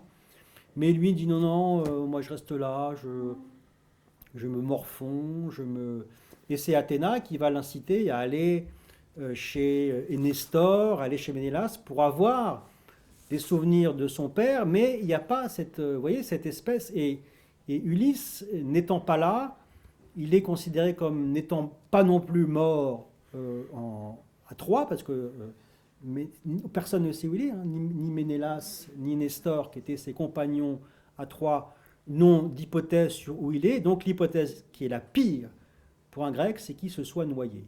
C'est-à-dire qu'il soit sous les... Vous voyez, il y a dans la cosmographie de la Grèce, vous avez différents presque niveaux de la mer. Vous avez la mer poissonneuse qui est la surface de la mer. Et puis plus vous descendez, plus vous entrez dans un monde qui est celui de l'oubli. Et donc, il n'y a rien de pire pour un grec que de mourir avalé dans les profondeurs marines. Et donc, au départ, vous avez cette crise, une crise politique à Ithaque, une crise de mémoire qui fait que véritablement, on a complètement oublié Ulysse. Et quel est le seul personnage qui maintient la mémoire d'Ulysse, à votre avis? On commence par un P. Pénélope. Bravo Bernard. Oui. C'est Pénélope. Pénélope qui refuse. Elle retarde le temps de se marier avec les prétendants, retarde. Elle dit il faut que je tisse cette toile, et puis d'un seul coup, ça se déclenche. Et quand est-ce que ça se déclenche, hein? Quand est-ce qu'on découvre la toile, le subterfuge de la toile par les prétendants? C'est quand Pénélope a écho de la possibilité du retour d'Ulysse. Hein? Ça veut dire quoi? Ça veut dire que c'est un subterfuge, la découverte de la toile. C'est qu'elle met en scène le fait qu'on la surprenne à tisser une toile, à tisser et détisser la toile, qui est quand même une sorte de belle métaphore de ce que c'est que l'avancée dans le monde. Hein. Là, je cite dans mon livre des passages de ce qu'écrit Jean-François Béiter sur le Chuang-Tzu, la tradition chinoise, qui est qu'est-ce que c'est que la vie? C'est quand on passe son temps à défaire et à faire des nœuds. On passe son temps à ça. C'est-à-dire qu'on passe son temps, notre monde, notre manière de s'individualiser, de s'individuer, c'est de faire et défaire des nœuds en permanence. C'est-à-dire ne jamais être dans une filiation, avoir dans une possibilité de rompre, défaire un lien en grec, ça veut dire, ça se dit analyser, analuein. Donc on défait ce lieu et c'est ce lien, et c'est absolument nécessaire pour avancer dans la vie. Donc il faut savoir faire, défaire, refaire. Et c'est exactement ce qui se passe dans l'Odyssée. Et donc Pénélope est surprise par les prétendants. Oh là là, elle est en train de nous tromper avec cette histoire de toile. Mais en fait, dans l'esprit de Pénélope, il faut déclencher autre chose. Il faut déclencher le tournoi de l'arc. Parce qu'elle sait qu'Ulysse est là, et qu'il n'est pas loin. Et qu'il faut en finir de ses prétendants, et que le seul moyen d'en finir, c'est que elle parie que finalement ce mendiant qui est dans son palais, qui parle si bien, ça va être peut-être, probablement Ulysse. Et qu'est-ce que je vais faire? Je vais inciter les prétendants à se lancer dans un truc qui est très traditionnel, c'est-à-dire un concours de prétendants pour avoir sa main. Et c'est elle-même qui va chercher l'arc d'Ulysse, et qui la donne au mendiant, qui lui dit, et le mendiant qui en réalité est Ulysse, qui fait un carnage. Il massacre tout, même il massacre même les servantes qui ont couché avec les prétendants. Bref, il fait un grand massacre. Mais s'il n'y avait pas eu l'arc, comment il aurait fait? Et donc s'il n'y avait pas eu Pénélope, comment il aurait fait? Donc à chaque étage, vous voyez, c'est vraiment scandaleux pour les Grecs, ça, cette idée. Mais comment est-ce que, vous voyez, tout le background culturel grec, c'est chez Hésiode. Hésiode, l'idée, c'est comment est-ce qu'on peut faire pour avoir des enfants en se passant des femmes. C'est l'espèce de fantasme d'auto-engendrement permanent qui est très intéressant à étudier. Le fantasme d'auto-engendrement, c'est génial. Mais c'est ça, et là, on a là quelqu'un qui dit, non, on ne peut pas faire comme ça. Donc autant essayer de trouver une autre manière de faire qui permette d'être fructueuse, en fait. Donc on va... Et donc là, Platon qui hurlait sur les représentations du plaisir homérique. Platon, c'est ça. Nietzsche a absolument raison. Moi, je ne suis pas nietzschéen, mais quand il dit que Platon, c'est le négateur de l'art, il a raison. Parce que qu'est-ce que supporte pas Platon? C'est comment ça? Alors, il ne parle pas justement de Pénélope, parce que s'il avait, ça serait pire. Mais il se dit, Ulysse, c'est quoi? Il veut, à quoi il est attaché? À du plaisir social, à du plaisir de l'échange. C'est pour ça qu'il est nostalgique. Il se plaint chez les Phéaciens, il se dit, Démodocos, il chante bien, c'est beau, mais moi, je ne suis pas avec les miens, je suis pas bien, quoi. Je suis pas bien. Et je serai bien que quand je serai chez moi. Alors ça, pour Platon, c'est catastrophique. C'est comment est-ce qu'on peut être aussi... Comment est-ce qu'on peut donner un exemple de si peu de virilité? L'attachement aux autres. Et là, c'est vraiment un point absolument important. Je peux quand même ramener à nos préoccupations, puisque tu parles de crise. On peut très bien mener sa vie comme ça, dans la conformité, sans problème, sans attaque, avec toutes les précautions, avec toute l'obéissance aux préceptes, à la loi. Et puis, à un moment ou à un autre, il y a une crise. Et cet état critique pousse, puisque on n'y a pas été forcément préparé, on peut éventuellement s'en sortir. C'est d'ailleurs une des origines de la création artistique. Les gens de l'art brut, ils se sortent de périls, mais véritablement vitaux dans la création, les Gestaltung, donc cette poussée impérieuse de créer, sinon on se perd, sinon c'est la mort, sinon c'est le morcellement, sinon c'est la destruction. Mais pour revenir quand même à ce programme général ici de qu'est-ce que c'est que cet échange, je dis bien échange thérapeutique. La crise, c'est l'origine d'une consultation. C'est l'origine de faire appel à un tiers. Mais ce tiers, qu'est-ce qu'il fait? Est-ce que... Alors, Lacan parle de l'analysant. C'est lui qui fait l'analyse. Dans la pratique de Lacan, c'est peut-être pas tout à fait conforme à cette dénomination, on ne va pas revenir là-dessus. Mais, qu'est-ce que fait ici la question de l'art-thérapeute? L'art-thérapeute, eh bien, il est en position haute, puisqu'on s'adresse à lui pour résoudre la crise. Sauf que l'art-thérapeute dit, tu as en toi la possibilité de dépasser tes tourments. Ah bon? Mais comment? Je suis complètement en plein dedans. Je suis complètement tourmenté. Oui, mais moi, je vais te passer quelque chose qui est le propre de l'Odyssée. Je vais te passer la ruse. La ruse, c'est quoi? C'est un problème, t'as un tourment, on ne va pas en parler. T'as un problème, t'as un tourment, et tu vas être auteur de quelque chose qui va te permettre de dépasser ce tourment, quelque chose qui apparemment n'a pas de rapport avec ton tourment, eh bien, on va se lancer dans la création artistique. Comment? Moi? Mais j'ai jamais peint, j'ai jamais fait le théâtre, j'ai jamais fait de la danse, j'ai jamais fait de l'écriture. C'est pas grave, mon vieux. On y va, et à travers cette ruse, où on est un peu à égalité, mais à égalité, moi je sais comment s'y prendre, mais je ne sais pas comment est-ce qu'on va y travailler en te prescrivant de travailler sur le tourment qui te tourmente. Non, on va avoir l'air de parler d'autre chose. On va être dans la fiction pour mieux avancer.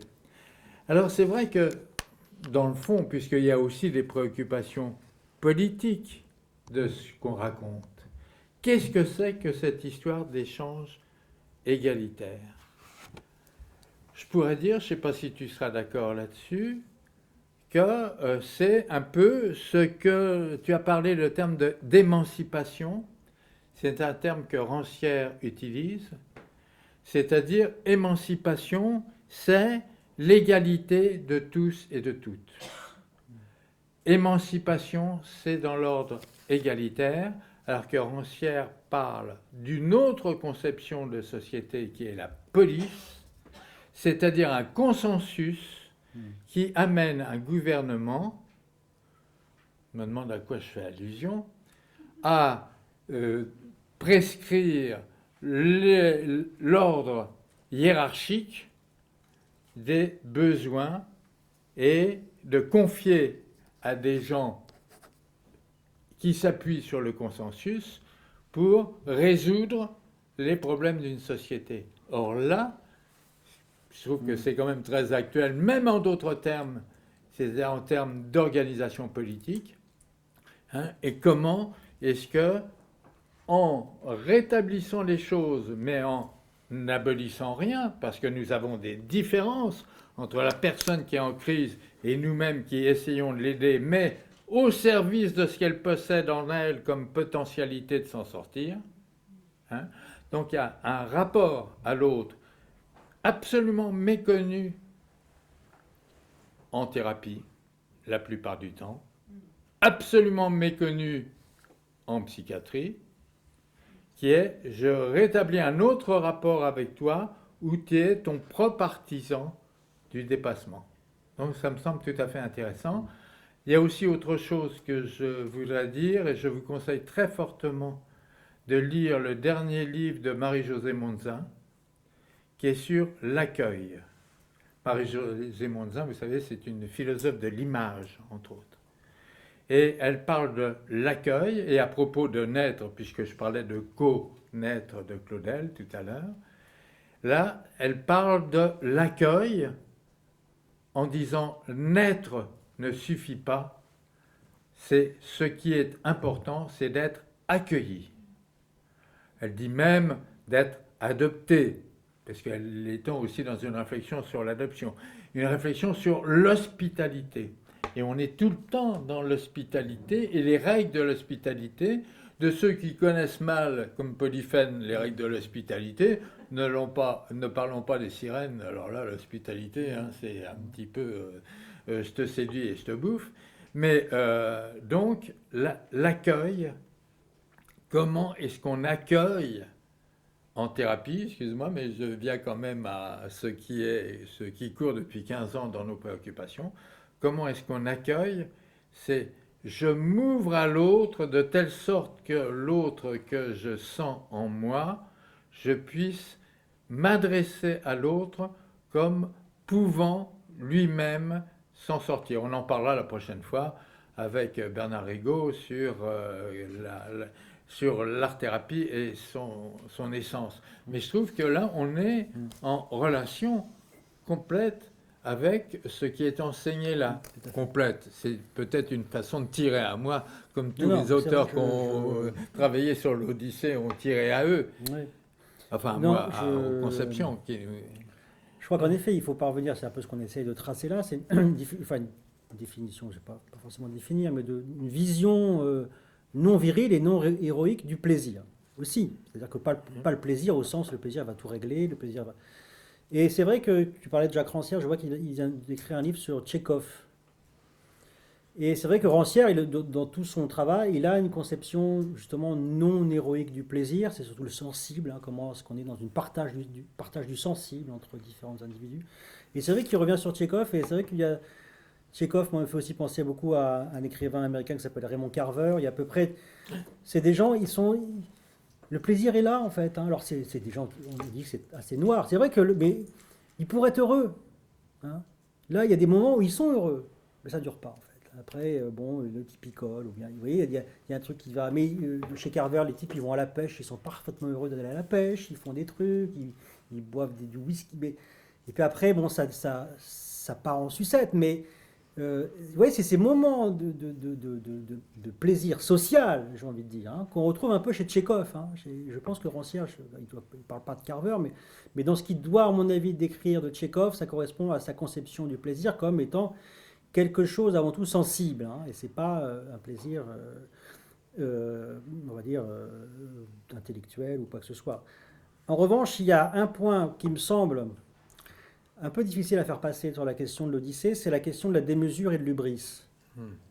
Parce que justement, vous avez plein de bouquins de philosophes qui disent « Oh là là, la démesure, c'est pas bien, l'hubris, c'est pas bien. » Les philosophes sont des... Maintenant, beaucoup sont des espèces de curés qui montent en chair et qui disent « Voilà ce qui est bien et ce qui est pas bien. Hein. » C'est quand même la dimension morale est extrêmement présente dans le discours philosophique. L'épice froide. Des pisses froides, c'est Jean-Pierre qui me souffle ça. Et donc, et en effet, la condamnation de l'hubris, de la démesure, c'est une condamnation morale. Hein. Qu'est-ce que c'est que là? Il faut apprendre à être mesuré. Ça, c'est Hésiode encore qui impose dans cette idée grecque du métrone, c'est-à-dire il faut être mesuré dans la vie, il faut mesurer son travail par rapport à l'adéquation avec les saisons. On fait telle chose dans telle saison. Mais qu'est-ce qu'on fait de la démesure? C'est quand même quelque chose qui est... Et c'est vrai que toutes les confrontations, les caps que passe Ulysse, quand même des épreuves, hein, c'est des épreuves, à chaque fois, il est confronté à de la démesure. Mais qu'est-ce qu'on en fait de la démesure? C'est-à-dire vous voyez, c'est exactement l'exemple des sirènes. Il pourrait se dire, oh là, le chant des sirènes, c'est la démesure totale, donc je l'écoute, je suis suffisamment fort et viril pour considérer que ça, je peux être au-dessus de ça. Eh bien, Ulysse, non, il fait cette expérience de la démesure. Il n'y a rien de plus démesuré que d'aller au seuil des enfers. Pour ça, il faut traverser ce qu'on appelle le pointos aperitos, c'est-à-dire il faut donner de la finitude à ce qui est sans fin. Aperitos, ça veut dire sans fin. Hein. Traverser un truc qui est infini. Vous voyez, c'est intéressant comme image. Hein. Il faut traverser quelque chose qui est infini. Donc, il faut faire cette espèce d'expérience de la démesure, de l'hubris.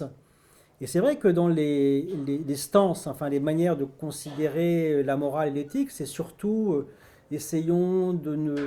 Mais qu'est-ce qu'on fait de notre propre démesure? Prenons ce qu'on a en art-thérapie. Qu'est-ce qu'on fait de notre propre démesure, en fait? Si on ne lui laisse pas cours à certains instants, vous voyez. Je trouve que c'est quand même extrêmement héroïque et viril se dire, moi la démesure, j'arrive à la laisser de côté. Alors que, quand même, on voit que notre monde est quand même extrêmement habité par des hommes qui sont dans la démesure la plus totale. C'est-à-dire, est-ce que parce que des gens font un usage de la démesure démesuré, j'ai envie de dire, est-ce que le seul chemin est de dire non à la démesure, non à l'hubris, non au non maîtrisable, non au non contrôlable, hein, quand je vois l'idée sobriété, endurance, je sais pas quoi, mais les gens ils ont besoin. Enfin, je veux dire, on a besoin de la démesure, on a besoin de s'imaginer dans ce coup. Aujourd'hui, j'imagine que je suis une femme, oui, ou j'imagine je sais pas quoi. Oui. Comment on a besoin de dépasser nos propres limites. J'ai presque envie de parler d'écologie de l'esprit, l'écologie de l'esprit. Elle va, à mon avis, dans la démesure aussi. Je parlais surtout pas de gestion de la démesure, mais dans une expérience de la démesure qui ne soit pas un anéantissement. Mais même les philosophes du plaisir comme Épicure, le plaisir qui est le début et la fin de toute chose et de toute existence, c'est quoi? C'est l'ataraxie. Ouais. C'est-à-dire se trouver loin de tout désir et de tout besoin. Ouais, moi, oui, bon, moi c'est pas moral. C'est ça qui serait considéré souvent en Occident comme la définition du plaisir, usage du plaisir. C'est-à-dire qu'on arrive vraiment... vous voyez, moi je ne crois pas du tout à l'idée que le plaisir ce soit un divertissement. Pour moi, c'est pas du divertissement. C'est un investissement créatif, le plaisir. Hein, on va pas... Moi, j'ai jamais eu cette... Je dis oui, j'ai besoin... je lis ce bouquin pour me divertir. Je pas la pierre, je quitte ça, mais moi, ça m'est jamais... Je lis un roman parce que c'est un investissement que j'en ai besoin. C'est un investissement créatif, vous voyez. C'est pas du divertissement, c'est pas pour me divertir de quoi que ce soit. Au contraire, c'est pour être plus à fond dans la vie. Hein. Et c'est ce que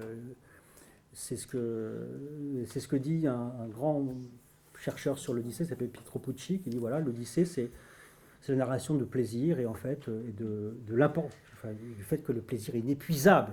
Hein, c'est inépuisable. Donc il y a un côté démesure dans le plaisir, mais qu'est-ce qu'on en fait?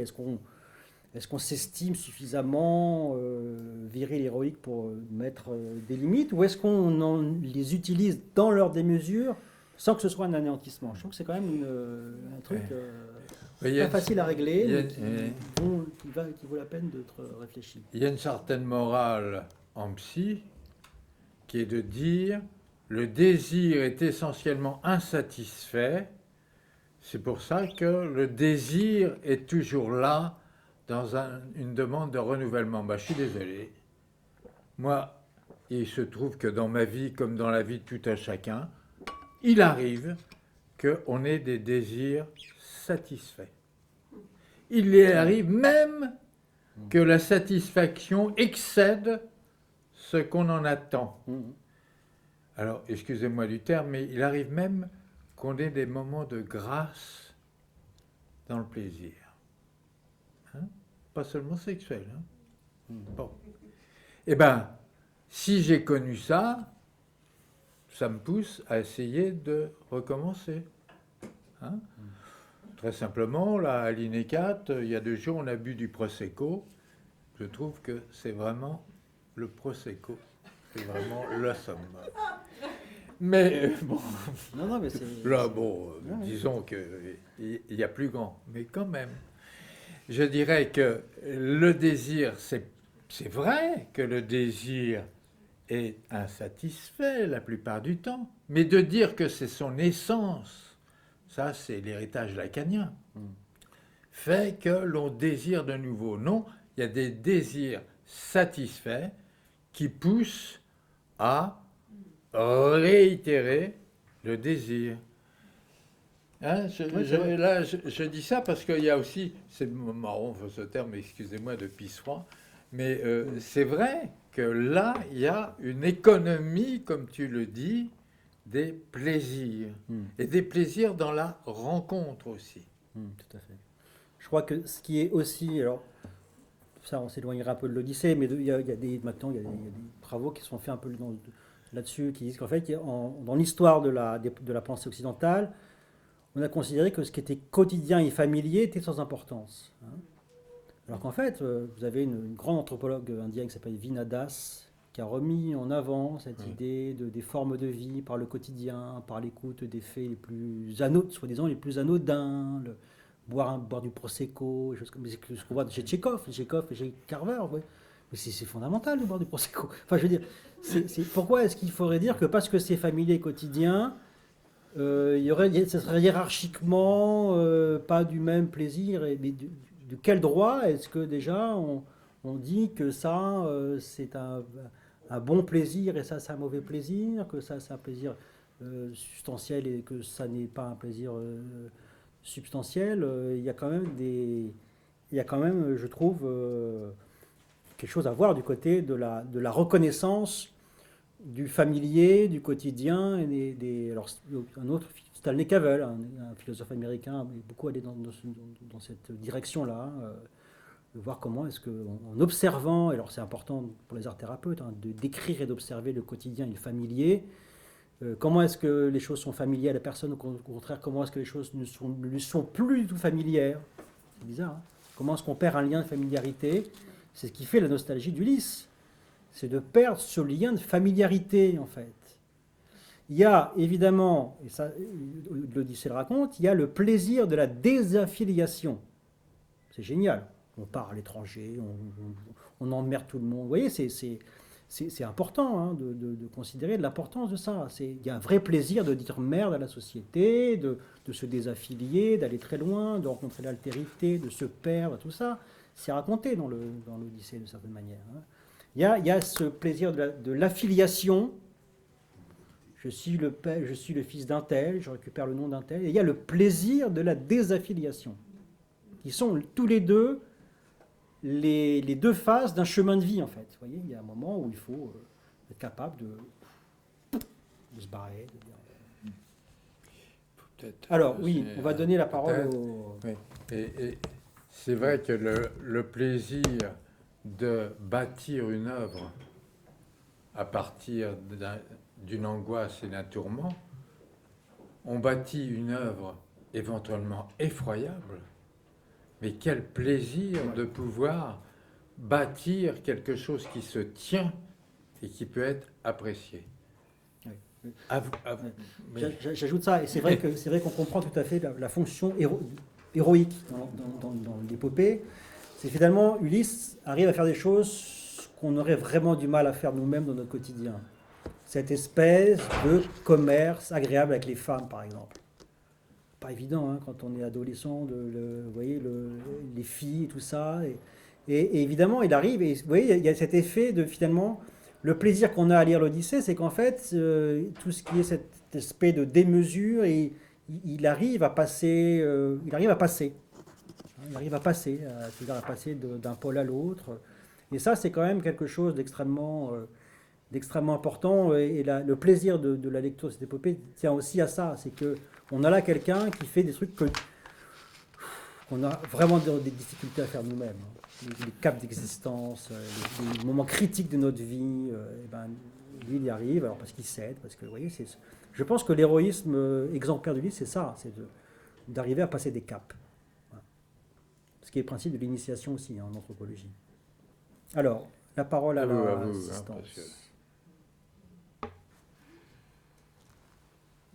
Ah. Oui. On peut passer. Viens peut-être où on te passe le micro. Oui, viens, c'est plus simple. Et comme ça, tu seras vu aussi. Merci. J'ai une question basique et la réponse doit être sûrement assez compliquée. Ce serait finalement le lien entre désir et plaisir. Voilà. Ouais. Le lien entre désir et plaisir. Le lien entre désir et plaisir. C'est-à-dire que le désir n'est pas forcément économique, dans le sens où je donne la définition de l'économique. Le désir, par exemple, vous avez le désir de Calypso. Bon, ben voilà, elle veut garder Ulysse avec elle. Le plaisir qu'il y aurait, ce serait finalement que Ulysse abonde réponde au désir de Calypso. Vous avez c'est des désirs, le désir des sirènes, vous voyez, qui est de, vous voyez, je pense que le désir peut être entendu sans cette dimension économique qu'il y a, à mon avis, dans le plaisir. Je ne sais pas si tu...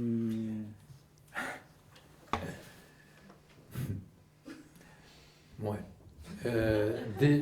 Tu sais, les définitions lacaniennes, hein, désir, demande, besoin, etc.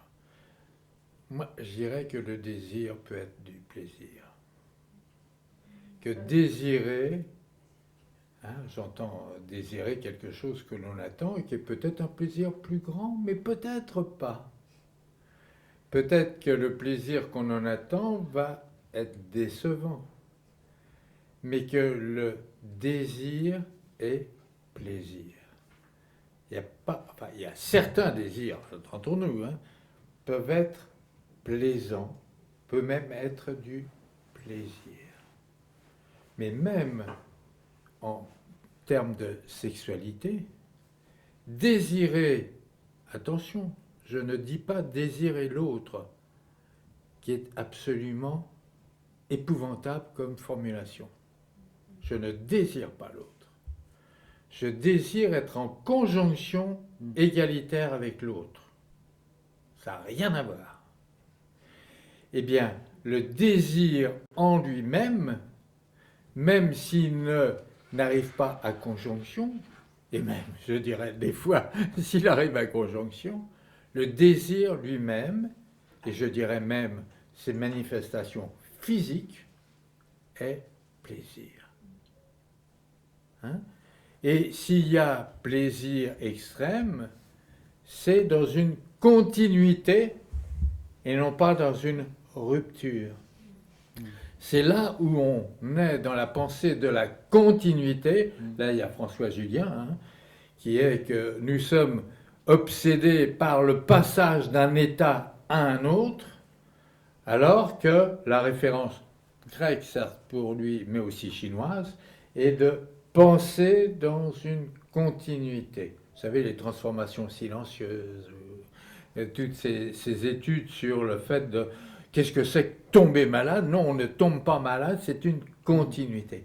Eh bien, le plaisir extrême peut s'inscrire dans une continuité dont le désir qui lui-même est plaisir, je dirais même pas l'annonce, dans une continuité qui fait que ça n'est pas 3 secondes, c'est tout un processus.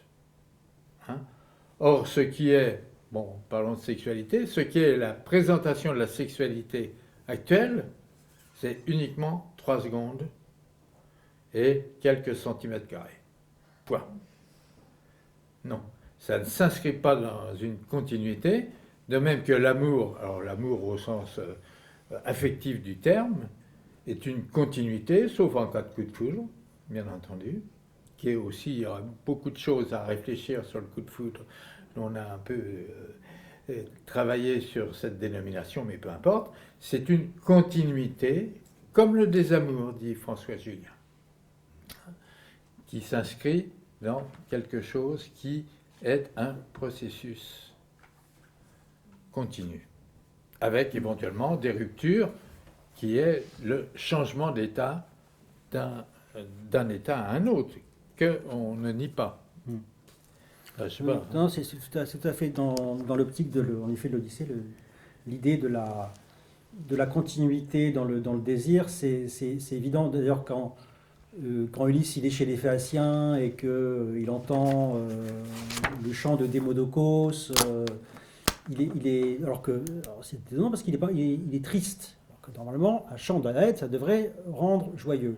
Pourquoi? Parce qu'il désire rentrer à Ithaque. Et que ce désir, il est au-dessus de tout. Et pourquoi est-ce que Pénélope refuse les prétendants? Parce qu'elle désire retrouver Ulysse. Donc c'est vrai qu'il y a la dimension de continuité, de longueur, de temporalité dans le désir qui fait que c'est ce qui fait, j'ai envie de dire, l'endurance d'Ulysse. C'est la continuité de ce désir de rentrer à Ithaque qui fait aussi, le point de départ ou de conséquence, sa nostalgie. S'il n'y avait pas un désir de rentrer, il n'y aurait pas la nostalgie. Et donc, il y a la permanence du désir qui me semble en effet très important et qui, là aussi, dans une démesure dans l'Odyssée, parce que c'est tellement longtemps, ça dure tellement de temps, finalement, 20 ans, et d'avoir toujours ce désir de rentrer intact au bout de 20 ans, on voit quand même justement la continuité et la possibilité de maintien du désir. Et puis Ulysse, c'est pas un marin, c'est un terrien. Je crois que c'est important. En nostalgie de sa terre, sauf qu'il doit en passer par la mer. Mais non, tu n'es pas d'accord là-dessus. Non. Non, ça c'est marrant, on finit par un truc pour lequel on n'est pas d'accord. Non, parce que je pense que c'est un univers très, très, très aquatique, l'Odyssée. C'est pour ça qu'il y a les femmes, c'est pour ça qu'il y a... Et non, parce que là, je réponds plutôt en anthropologue, il y a un imaginaire de la Terre qui est un peu l'imaginaire des Phéaciens. C'est-à-dire qu'on a le jardin bien ordonné, mais qu'est-ce qu'il y a autour du jardin? Il y a des murailles. Qu'est-ce qui se passe dans ces murailles? Qu'est-ce qui se passe chez les Phéaciens? C'est qu'on n'a jamais vu que c'était qu'un étranger. Un étranger qui se pointe, c'est le bordel. Ils ne savent plus du tout ce qu'il faut faire et ils vont y perdre presque leur existence. C'est-à-dire qu'ils vont aider Ulysse. Vous voyez, c'est-à-dire qu'il y a une idéalité de la terre qui renvoie à l'agriculture, qui renvoie au jardin bien ordonné, qui renvoie, vous voyez, j'ai fait l'année 4, on a beaucoup parlé de ça, vous voyez, les choses qui sont bien partagées à droite et à gauche. Dans l'univers marin, alors en plus il y a la crise dans l'Odyssée, en plus un univers marin, où tout est totalement ondoyant. Le terme en grec c'est aiolos ou poikilos, c'est-à-dire que tout est ondoyant, tout est chatoyant, rien ne tient. L'île d'Éole, elle bouge en permanence. L'île d'Éole, elle bouge en permanence. Qu'est-ce qui est le mœurs des éoliens? C'est l'inceste permanent. Vous voyez, il y a des trucs, dès qu'on est dans le monde, et c'est vraiment un monde marin très, à mon avis, très affirmé dans l'Odyssée. Alors, on ne parle pas peut-être de la même chose, Jean-Pierre, mais enfin, il y a un imaginaire, à mon avis, très marin dans toutes les filles qui sont les figures mythiques rusées dans l'Odyssée, c'est des descendants d'océans, d'océanos, des océanides, qui ont la métisse. La métisse, c'est vraiment aquatique, féminin. Alors que du côté de la terre et du masculin, on aurait Poséidon. Tu vois, enfin, Poséidon, c'est la mer, mais enfin, c'est la mer dans son aspect viril, j'ai envie de dire. Non, mais je suis bien d'accord avec toi sur cet univers-là. Moi, je parlais de ce que, au fond, est Ulysse dans sa nostalgie de la terre. Oui. À travers tout ça, auquel, d'ailleurs, il l'a refusé d'emblée de partir à Troie, en contrefaisant la folie. Bien, nous allons en rester là pour vous annoncer deux choses. La première chose, c'est que la prochaine fois, depuis 15 ans, maintenant on a dit que les intervenants dans notre école INECAT, ils pouvaient peut-être aussi